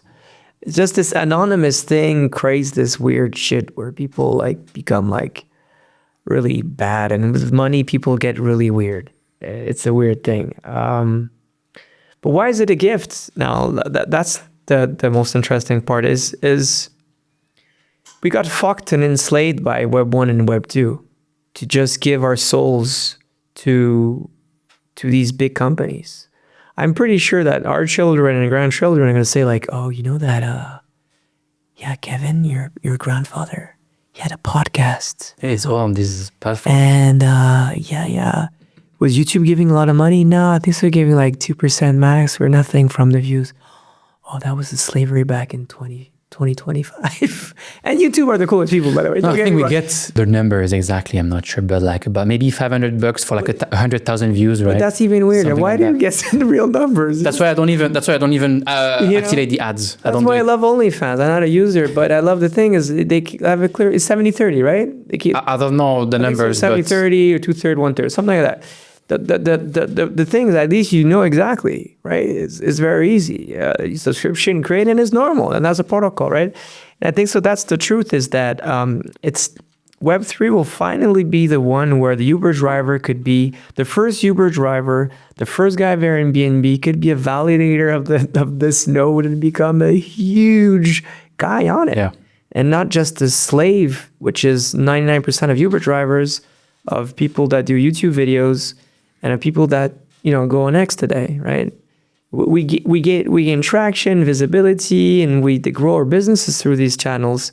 But at the end, we're enslaved into these video games or into these social media and all these different platforms. So I strongly believe Web3 is the one that you could be connected, just do your thing. We have like few people at Swissborg, the only thing they do, it's like YouTube channels. Shout out to Juju, which is one of our big ambassadors. The only thing he does, he doesn't work. He comments these videos on Swissborg, all of that, and it grows the network. There's some affiliation obviously with that maybe helps him. But long story short, he's just living his dream, thanks to the fact that he wants to grow the network. And I think that's a really cool thing. You could be passionate, but you could be a big, contributor of the network and get fairly rewarded. And this meritocracy that I think we are building in crypto is much more legitimate than what we've seen in the past. And it's just borderless, transparent, whatever color, whatever country, anyone could almost participate in most activities, which is really cool. And even more today with the US now, which was the weird country where everything was, illegal and all that. Now they're going to come in. Looks like Russia's figuring it out, so maybe they'll be able, which was the other big thing in 2017. People don't realize that even after, Russia has been a huge contributor to crypto in a good way, through Telegram, through all the different, projects that came out of there. And China too, right? It's not only mine. There was a great project coming out of China that all went Singapore whatsoever. But now if you see all these countries opening, then you're going to really see a massive new economy going through it. And that's a huge, not only about investing in it, it's using crypto, which is for me the best part, and voting on in these DAOs and all that, which is really the stronger purpose, right? You come in for the money, you use then the product, and then you start voting on how to democratically, grow the ecosystem. Yeah, some of the guys pushing a lot in that Jupiter. Yeah, they're getting awesome. They're really. I mean, Meow is a. I mean, I love Meow. I love Jupiter. They're one of the big guys who actually Meow helped me think much bigger for this podcast. Oh yeah, yeah. He's the guy who told me think bigger. So massive difference actually, and big kudos to him. But what they're doing with Jupiter now is really next level, because they're taking this route of becoming the biggest DAO in the world, but they're taking so much shit for it, right? Because the moment you're being transparent, 50% of their cash now is going to buy back their token, I think, something like that, or going to the treasury that will manage the DAOs. I don't know the exact numbers, but there is a few stories where they were very transparent on how much they're paying their devs and how much of the token is going to go for the next couple of years. Yeah. And they got completely bashed and trashed online because these are crazy amounts, etc. When they're really trying to push for crypto ethos, centralization, long-term thinking, DAOs, getting the community vote and all that stuff, right? Which were the biggest teams in 2017, 2018, which were a bit lost with the VC game and the last cycle. But these are the game changers of the world, no doubt. Yeah. There's no doubt about that. Because at the end, if you're part of something that's bigger, you work for that thing that is bigger, and you get fucking rich and you enjoy what you're doing. I mean, why would you leave, right? Absolutely. The stickiness is there forever. Absolutely. I mean, it's as easy as that. There's no reason. There's a reason for me to move from X. It's just if there's another platform. I don't own any shares of X. I don't care about shares.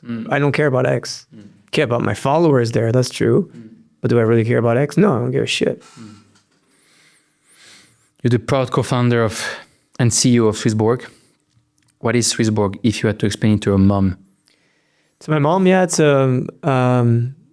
like what a private bank would offer to the high net worth, and we offer it to Mr. Everyone. So how to be able to create a platform that helps you to manage your wealth in the best way possible, in the most secure way, and to do it via a community that really wants to encourage you to become the best version of yourself. I think that's what we are today. You told me the other day when we talked that Swissborg is a solution to the problems that you and Anthony, your co-founder, were facing and then solved for yourselves when you were entering crypto, and decided to offer to the world through a super easy to use app to simplify how to get financially free in the most convenient way, right? Yeah. That sounds amazing. What's one thing that is still a big problem at Swissborg today? It's a good question. I think we're not in most countries that we should be in, to be honest. That's really it. We're really, why? Why? I think so we got to be a little bit pussies, to be honest. It's probably the real answer. It's weird why, but it's the truth. I think so. In Europe, we were regulated in Estonia and regulated in France, right? So, and we had this thing with UK, and we just did countries where we're very regulated. Most crypto players, they don't give a shit about regulation. Yeah, here. And then even if they do, they did it in a way that they went really rapidly and then say, oh, reverse solicitation. We didn't do that. We were quite Swiss on that. Very Swiss. Yeah. Not for the ICO though. ICO went bazooka, but I mean, the aftermath was that. And so I think so. Yeah, I should have had a Mew talk to me and say, go bigger back then. think bigger. Think bigger. And then the second part is like these other guys, like, if you would just do like decentralized applications, so much easier. Like us being essential, even if we talk about it after, but talk about how we are centralized and decentralized, we really have a huge amount of people that have to go from operations, regulation, compliance, onboarding, all of these things that you don't give a shit with when you're in DeFi, right? You just have, 20 good devs and 5 marketers, and that's it, pretty much. But you don't onboard the masses when you do that. But that was the same thing, the mission, yeah. And I think that's why today I'm so excited, is that we're one of the only meta exchange that uses crypto and blockchain for trading, right? And I think so this is something that we've really embraced, is how do you get to create your wealth by using and investing in crypto in the best way possible? And you still need centralization in that part. What is a meta exchange? Great question. So I did a video some years ago, which was, I feel the urge to merge the off-chain world and the on-chain world. That was the thing, right? And that's exactly what the MEX is how you aggregate foreign exchange to compete on the FX side. You aggregate all the best CEXes that we have today. And then you as well aggregate all the DEXs on different chains together. And how are you able to exchange your Swiss francs, your GBP, whatever your local currency, Singaporean dollar, to your favorite token by finding the best price by doing arbitrage between CEXes and DEXs. And that's really, and you could do cross-chain, you could do whatever you want, and within one click you get to it. So that's really what we've built at Swissborg, which I think is extremely different from any player, essentially. So it's like if you take, CEXes together, then you put 1 inch one side, the other side you put these wonderful Jupiter guys, and then all that together you mix it into one half, pretty much. But we aggregate the indexes ourselves, and we do multiple chains as we speak. Yeah. Why should I use Swissborg when there are so many alternatives, many of which are much cheaper? It's a very good question. So we're actually probably cheaper than most people, but people don't see it. Is that first thing is you have to compare not fees. You have to find the end price. Because every exchange will say like, oh, we take 10 basis point commission, but then they take like, I don't know, I'll talk about, again, Swiss, take it out of it. One of the biggest CEX in the world takes 4% spread on their users. That's a huge amount. So you have to talk, that's the total fee that people pay. You mean fees on the transaction and then on the exchange rate, I guess, right? No, so essentially you see Bitcoin at 100K, and then you're going to buy it and you're going to buy it at 104K. That's pretty much what you're doing. That's exactly what some CEX do right now for the retail levels, not for like if you're a trader pro, whatever, and you're in the high tiers whatsoever, but that happens already. So what you want to compare is the end price versus the end price. As I said, you're able to depose your local currency within Swissborg. You could trade directly CHF to Pingu, for example. And how that done, it will go through different FX and then eventually get to one CEX, or on abstract, we don't have them. So it's on CEXes only, probably for Pingu. So you would do just one trade instead of doing 5 trades, right? That's the first, or 3 trades or whatever that you want to do, like Swiss francs to dollars to whatever you need to do. That's the second part, is that as we always look for the best price in different exchanges, we do really arbitrage. So what market makers do, which is really trying to exploit the market by doing arbitrage, is exactly what anyone does within the Swissborg app. And markets are not efficient at all within the crypto market, especially if you talk about people on DEXs. There's a huge way to exploit these arbitrages and these inefficiencies, and this is exactly what we do at Swissborg. So to go for one trade from Swiss francs to whatever, let's talk about fart coin, it might, or your GBP, for example, it might exchange that GBP to maybe dollars. Those dollars will buy Bitcoin, then these Bitcoin will buy Solana, then these Solana will look into different DEXs on Solana and start buying, for example, fart coin, and you'll get a much better price at the end. So that's really what people should look at, is what's the end price, how much tokens you get with the crypto, the fiat that you want to invest into. Fartcoin is it's being talked about in every podcast, actually. Oh, really? Fartcoin all the time. I like it because then I can clip it and send it to the Fartcoin team. Like, hey guys, I have another person talking about Fartcoin. Anyway, you have a Fartcoin also, but that is a bit more useful than the actual Fartcoin. It's called Borg, right? What's your plan with your Borg token to not only stay relevant, but to grow over time? Yeah, that's a great question. Since day one, we've figured out, after 3 months, how to do referendums, right? And that was in 2018. In March 2018, we did a referendum of 15,000 people on chain voting, which they minted another token and sent the token. It was very difficult back in the day, right? So we always been, really excited about how to create real use cases to have fundamental value into our token, which is not necessarily what most crypto people do, right? People just say, it's a great project. This is my token. What is it going to do? Oh, we'll figure it out. So we bring a lot of things internally, right? And one of the big things that we brought internally first was becoming premium the app. You have different premium tiers. Basically, on the amount of tokens that you stake within the app, you're able to do what? Get better fees and to get better yield, right? Then we start having to get better experience. So we have all these different products some of them are very difficult to get, and the offer is always much less than what the demand is. So you get better access and you get more and more, and voting power and things like that get to have a strong, great amount of value within the Swissborg network. And that's really what the token has been doing, which is in the app, is governance, perks, experience. This is really the three things, how you really get to do that in a better way. We have voting that happens every month. Our last voting was really cool, was about about creating a bundle. So at Swissborg, as you know, you deposit in local currency. Number 2, you can exchange at the best rate. Number 3 layer that we built was how to invest into baskets or bundles of token.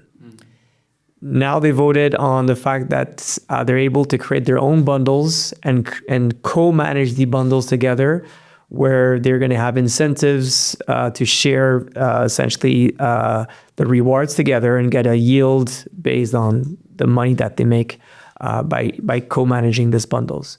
So you really have always a lot of initiatives that people are able to bring with the Swissborg token, again, which is paying less fees, getting better yields, creating better experience within the app, and at the end, being able to vote on initiatives that really are important for people. And I think so that's very important, because it goes back to what I said in crypto. You come in for the money, you enjoy the products and you use the products, but then you decide the future with governance. And it's always those 3 ways that you have to think about it.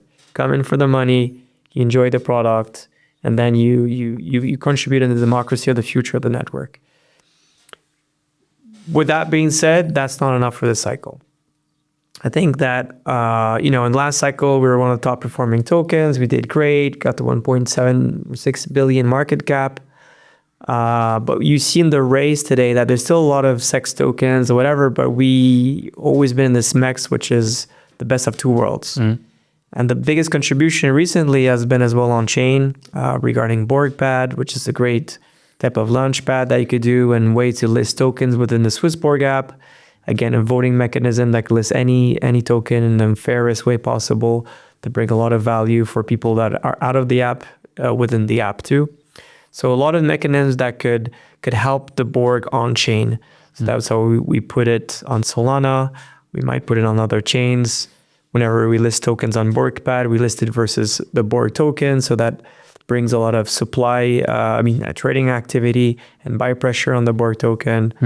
There's always the buyback and burns and things like that as well that happen on chain. So we really try more and more to bring on chain activity because you have to. If there's only, the market, the TAM is much bigger, right? Than just like Swissborg. 100%. When you go on chain, like you have the entire world as potential customers.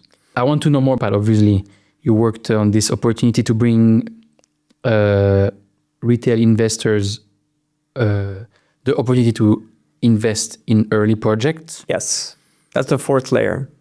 You're doing this through a platform called Borg Pad. Yes, that's correct. Yeah. What is Borg Pad, if you had to explain it to your wife? Sorry, that was the fifth layer. The fourth layer was the yield. We talked about it before. The fifth layer, which is Borg Pad, is really try to get to do what we did 8 years ago. So 8 years ago, when we did our ICO and created all this community and being able to deliver our promises is what 99% of all projects have failed to. And I'm not pointing on the 99%. It's fucking difficult, man. It's just so difficult. And especially back in the days. Today is much easier than now. It's like building a website. Today is much easier than 20 years ago, right? And this was 8 years ago times 7, 56 years ago. So it's even longer. The Borg Pads, that's it. It's as easy as that. It's how you get to create best projects, help them to create the best ethics and products that will enable them to raise, money, to be able to list in Swissborg app, but more importantly, able to have a roadmap that's consistent and be able to really unveil that roadmap in the best way possible. So it's really, it started by XBorg, which is our gaming guild. A lot of people want to be a CEO of a company of 2,000 people. That's my nightmare. I don't want that. Of course. Of course you don't want that. No, I don't know why people like that. I don't know. It's weird. But as a founder, I don't think so. Any founder wants that. That doesn't make sense. If then you're hired for that mission, you're probably very good at it. It makes sense. So what we've seen is that we always said, okay, whenever we see a huge opportunity in the market, and more importantly, a huge opportunity within the teams, we look like, okay, dude, you look like you're going to do very well by yourself. And the guy's like, he thinks, I'm like, yeah, you can do great by yourself. You have everything. And we're going to help you to build your team with a great mission. These are the different missions that we believe are cool. Is there any of them that would fit your roadmap in your life and your purpose in life? And if it does click, we're like, okay, now we're going to help you as much. And this is where it started with XBorg and a lot of different initiatives, some that work very well, some that are struggling a bit as we speak. But still that drive that you really want to create value for your community. And that's where Borg Pad really started. In entrepreneurship, there is always the theory, which is beautiful. And then there's the reality, which is often less beautiful. Yeah. What's the biggest problem with Borg Pad so far? The truth is that we should have just done memes. I said in the beginning of the year, I'm not joking with it. I had a presentation here, I just fucking latched memes. It didn't exist, pump.fun. It didn't exist. I said, do the pump.fun. The liquidity bootstrapping memes. That was the end of 23. Mm-hmm. It'd been great. Borg versus all these fucking shit tokens. You had locked like 30% of the supply. We're now at 10 billion market cap. It would have been amazing. I think it was very Swissborg. Yeah, of course. It was very like, oh, we need fundamental. I mean, you saw it. Look, you talked many times. It's, oh, we need these very fundamental projects that are going to change the era of ever. And I But that's also a beautiful mission, right? Yeah, I super buy it. That's what that's the ethos and values you guys build your business on. But at sometimes you play tactical and you play dirty. It doesn't fucking give a shit because the idea was not to create the best thing out of it. It's just to pump Borg token. That was my initial thing. And then the mission behind it, you never know. You'd be eventually, some memes would make something cool out of it, right? We have No Moon now that's coming out. That's the meme with, very inspired by these beautiful people, right? with IP and all of that. I don't know. I think so. I could come. You heard about Nomu or not? No. Spin off of SwissBorg, people from Borg Pad. Okay. Super cool, and how you. I shouldn't pitch it that well, but essentially, Pingu has a fish, and this fish was not ate by one of this Pichu penguins type of thing, and this fish is living his own life and is a rebellious, beautiful golden fish, and this fish is really connected to real sushi stores where people actually pay the IP of Nomu. Actually, I know now because I saw Anthony talking about it. Yeah, And the sushi thing. Okay. Yeah. And you're connecting real world assets, so real sushi, and we're opening one here in Lausanne very soon, and all that. To real world. Yeah, these sushi shops. I have 100 shops. It's a big chain. So they're going to be buyback and all that. I don't want to pitch the whole thing because it's probably going to be poorly done. But my point is that you could graduate to these guys, which is a culture meme or whatever you want to call it.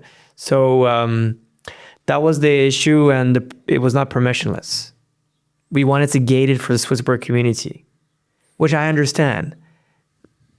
But we should have Understand. Yeah. just not permissionless. Yeah.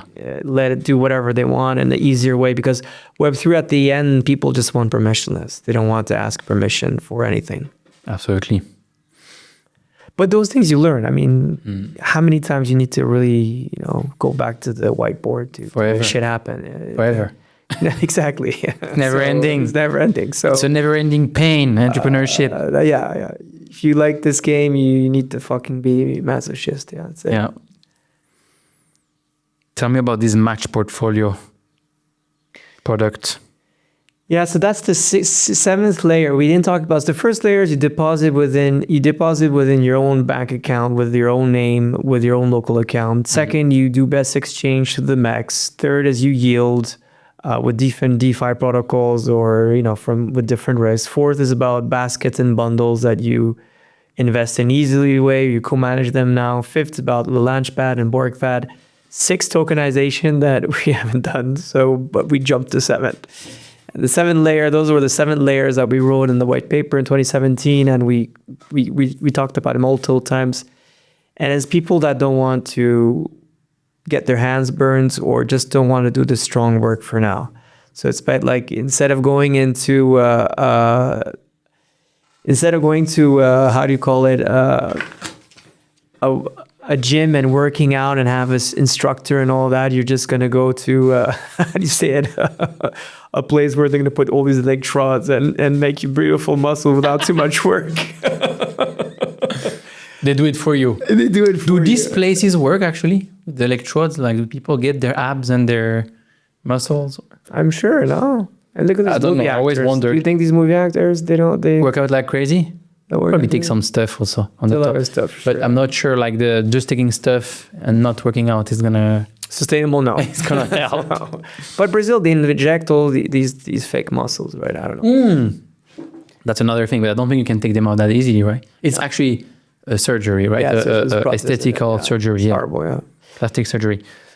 But look, let's face it. Some people don't have the time, and it's still a very good hook for people to. I still think that what you want is to find a destination, and the autopilot of the Tesla, like my car, right? You still have to look at things in crypto, but some people don't give a shit at all, and it's fine, and just want their hands off, and we're able to invest into different risk managed profiles essentially, and based on that, we have our proprietary system that trades the market. It goes risk on, risk off, based on different AI and technical analysis and things like that. Can manage your portfolio in a better way where you're not going to be performing as well as the market in the ups in the bull cycle, but you're going to be able to protect the downside in a very good way. And like that, you will enjoy the ride of crypto without getting the ping of crypto.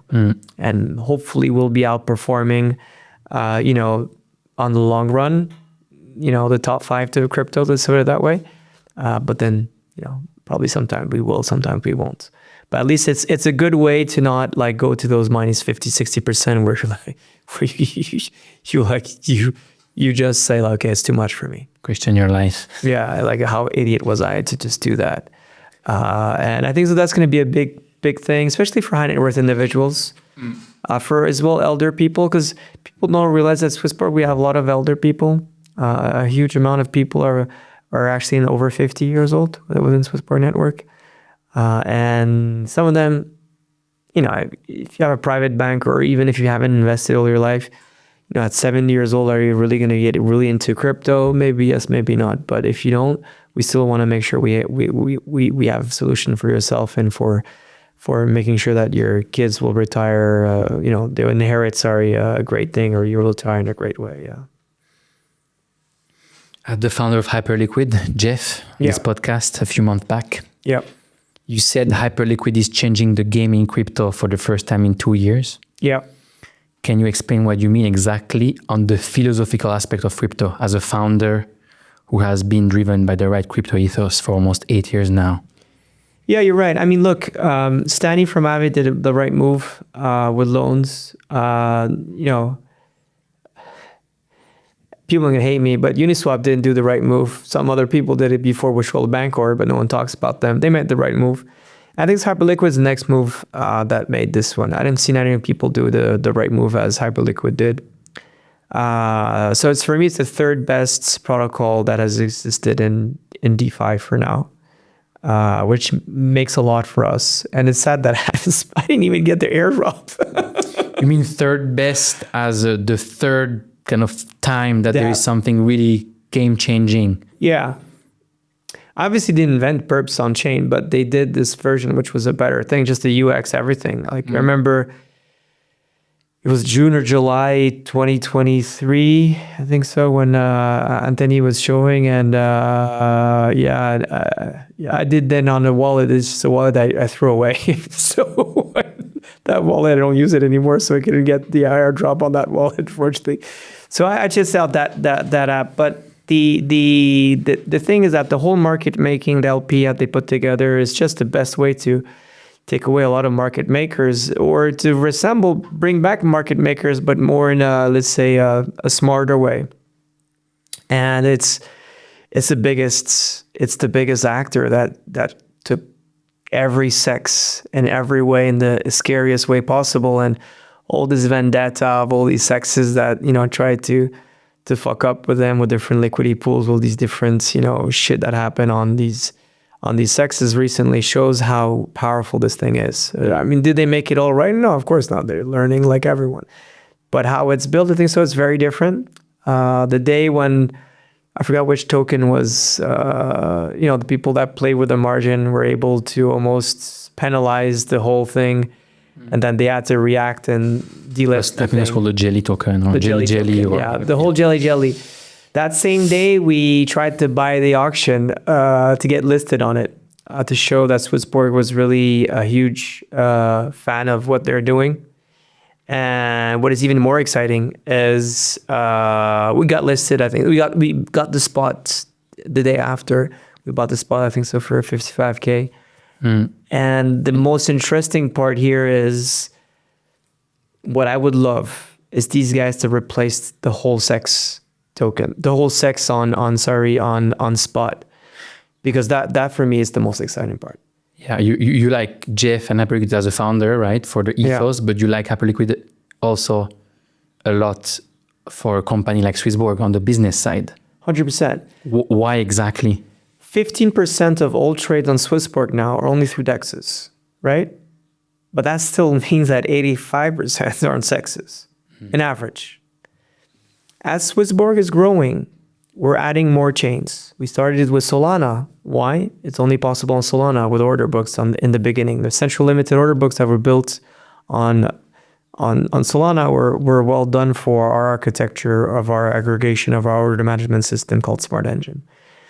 The second chain for a very interesting reason is Avalanche. So we now aggregated all the DEXs on Avalanche because they're very well done. The third one, and we believe a lot in the Avalanche as well ecosystem, don't get me wrong. These guys have been doing a lot of great things for many years in the good way. The third one was Berachain, because Berachain is cool, but as well because it was very low, it's very easy for us to do it. It took us much less time than then we thought so. Like it could be a good one. When HyperLiquid is going to remove they're going to create more liquidity and more transaction on chain than ever, it's going to be just so much more beautiful. Because how do you get listed on HyperLiquid or on DEXs? Whether it's free or it's an auction mechanism that's already fully done and contributed by a DAO, right? Where the Hype token buys back the token. You have all of that. When you trade on Binance or get listed on Binance, how does that happen? You have like these dirty shakehands that happen, right? And most of the other CEXes, American CEXes are more cleaner, but they still have all this political agenda that goes to it. Like, oh, me, I'm USDT. Oh, me, I'm USDC, right? You have all these battles that are completely political driven, and they're not driven by the community. And very often the community doesn't get the revenues out of these companies, or not. Shareholders have no word to say. Here on HyperLiquid, it's very different, right? And is there some centralization in HyperLiquid? Of course there is. Like in every DApp, there's centralization, right? And I believe that the more we put on chain as well, the more we will be able to show that on blockchain is irreplaceable. And for us, for due diligence, auditing, everything, it just gets much more better. Everything should be on chain. CEXes should die by 2030. We have 5 years to kill CEXes. And to create front ends like Swissborg that aggregates different DEXs and that makes the experience the best possible, right? That's really what everyone should be concentrating.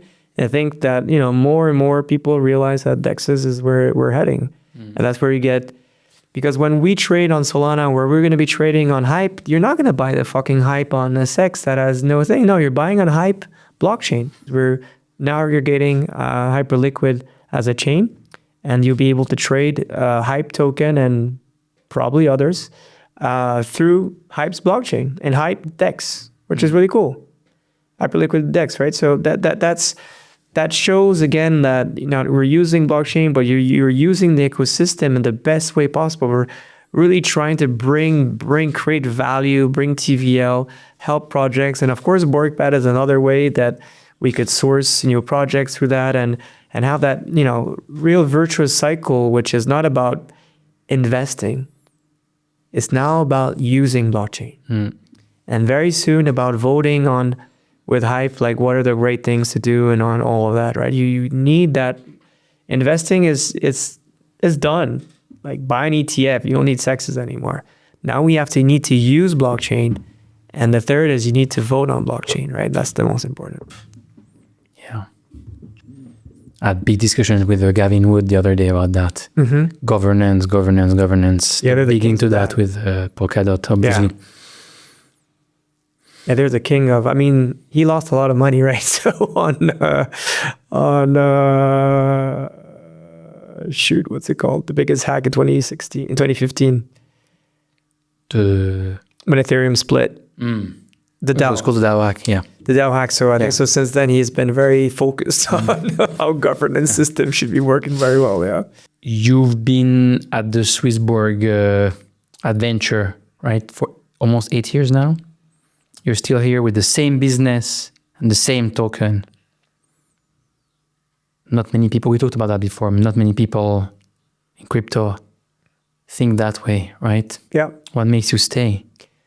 I said, the millionaire, the real definition is helping 1 million people. I'm very far from that. And I have there's a lot of frustrations as founders. I think so, especially in crypto, our IC, our token should have been shares in 2017, So we haven't even tokenized Swissborg yet, right?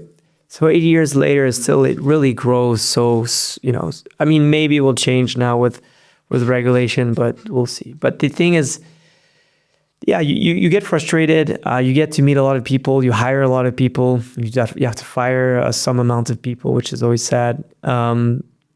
It's very difficult to be a founder. You have to wake up every day and figure out how you have to bring hope again. And that hope has to some way be able to be quantifiable in numbers.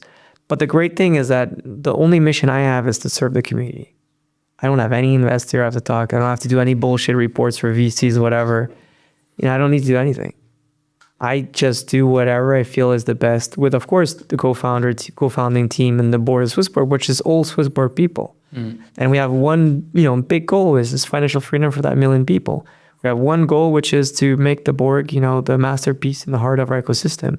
So we really are anchored in that position, and things don't go as always you plan, but at least you look yourself in the mirror and you have those police officers, those bankers, doctors. One of our doctors, a shareholder of Swissborg, I didn't even know, and he's like, at the hospital, I'm talking to me, he's like, he sees the thing, he's like, Swissborg? He's like, Fazel, Cyrus?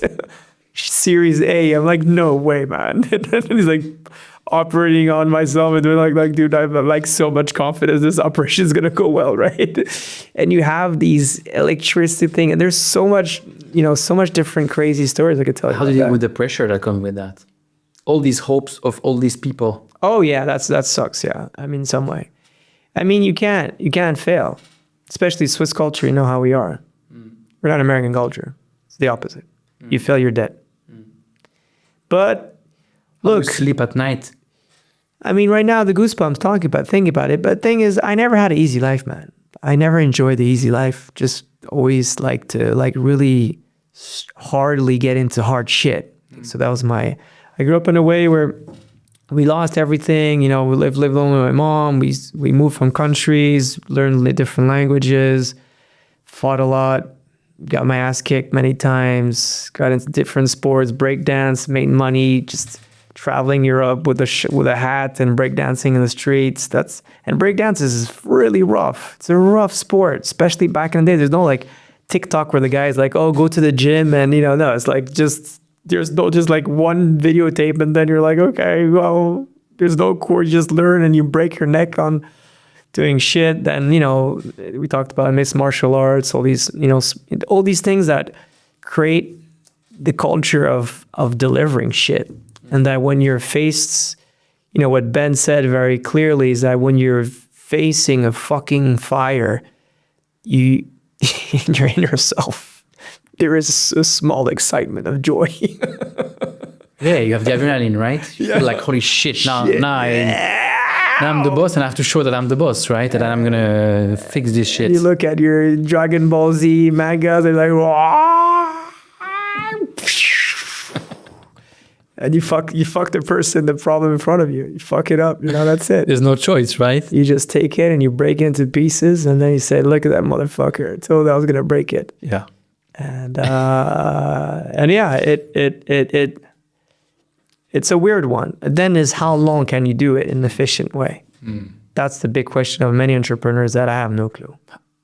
How long do you think you can? Yeah, you could resist to be because if I tomorrow find a better CEO than myself, will I recognize him first? So what's a better CEO than you?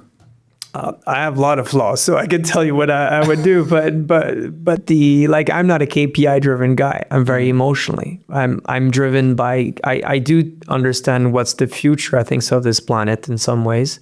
But then how do I articulate my vision to make this shit happen? Well, you have Anthony, like a mathematician, or you have like all the other guys, Nicolas, who is the architect of the thing, and you have Jeremy and other different guys, all the different guys that have so much different things. That's like, oh no, but you can't do that. You can't do that. You can't. No, let's go this way. No, dude, you can't do that. So you have all these team players that, with myself, my brother, all these people that know me so well, my best friends, that they make this beautiful octagon that we roll in different faces, and people co-manage with myself all these big decisions. But do I have now the power to continue and be good at what I'm doing? I think so.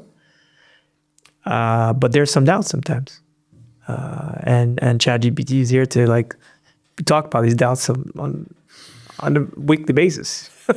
Try to figure out how I get better at this shit. And if I don't, then I'll have to like look for someone for sure that needs to make this much better than I do. Have you ever thought about selling your company?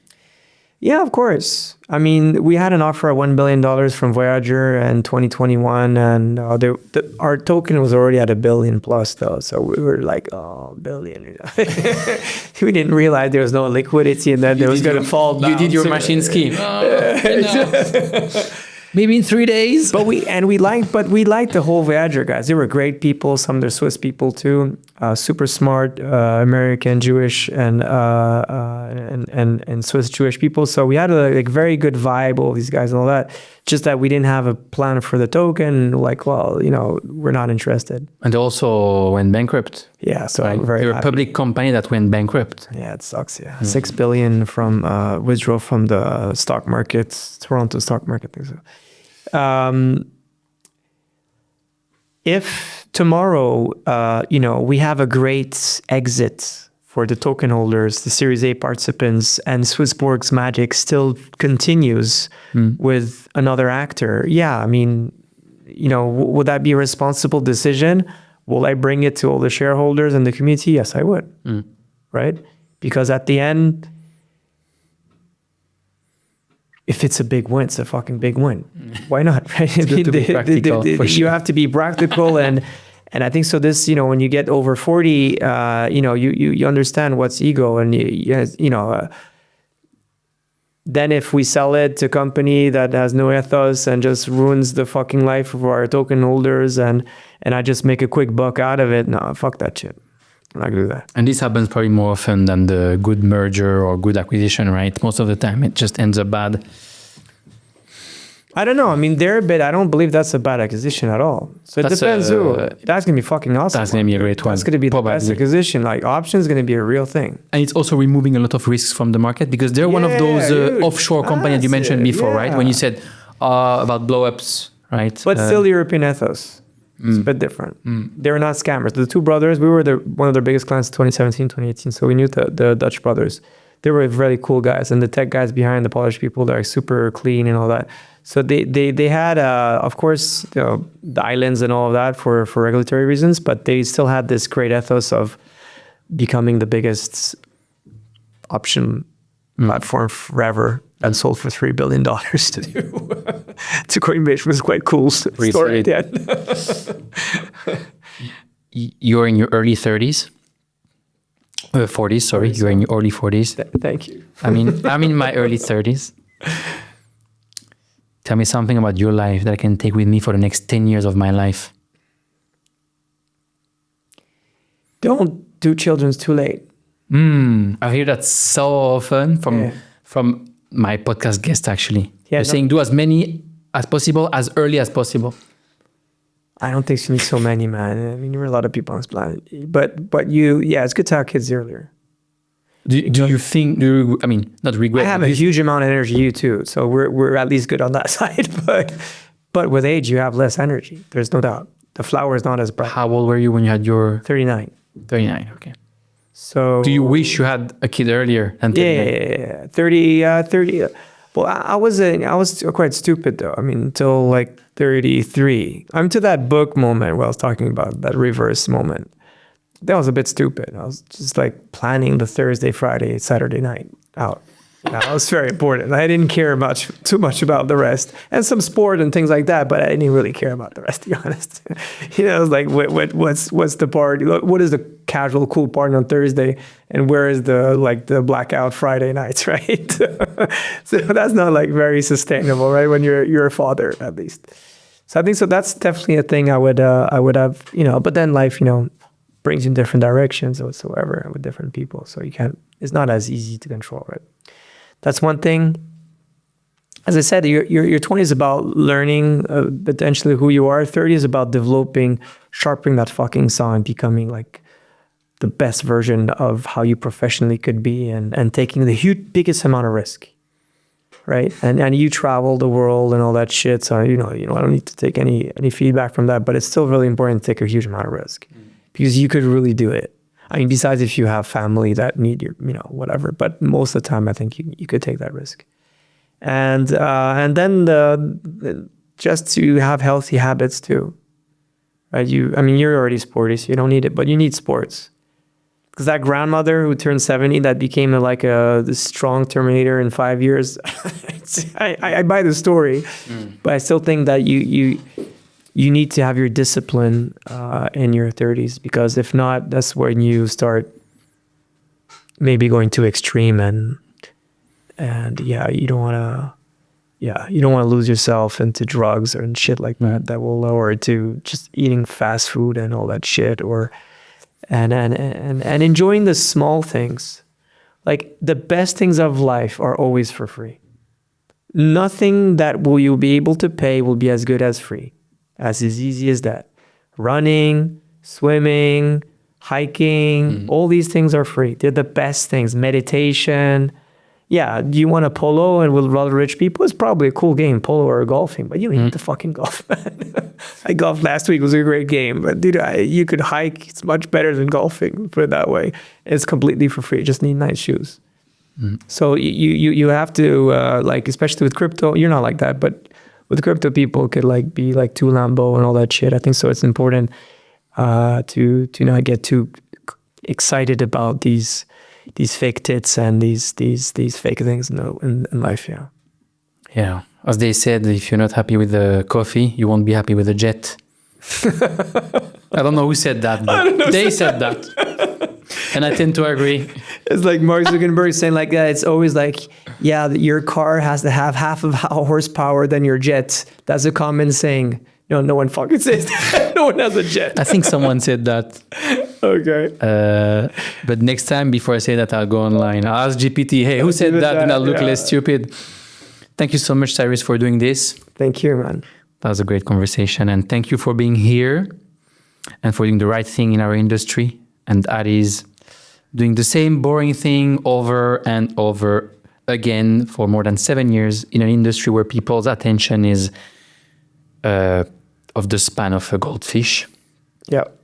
We need more Cyruses and Antonys, your co-founder, in our industry. And more Kevins.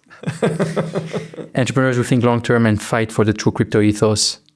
Too many people have forgotten because the temptation to do the wrong thing and make money quickly is so strong. Probably stronger than ever before. Very true. Thank you. Thank you, Kevin. It was a pleasure.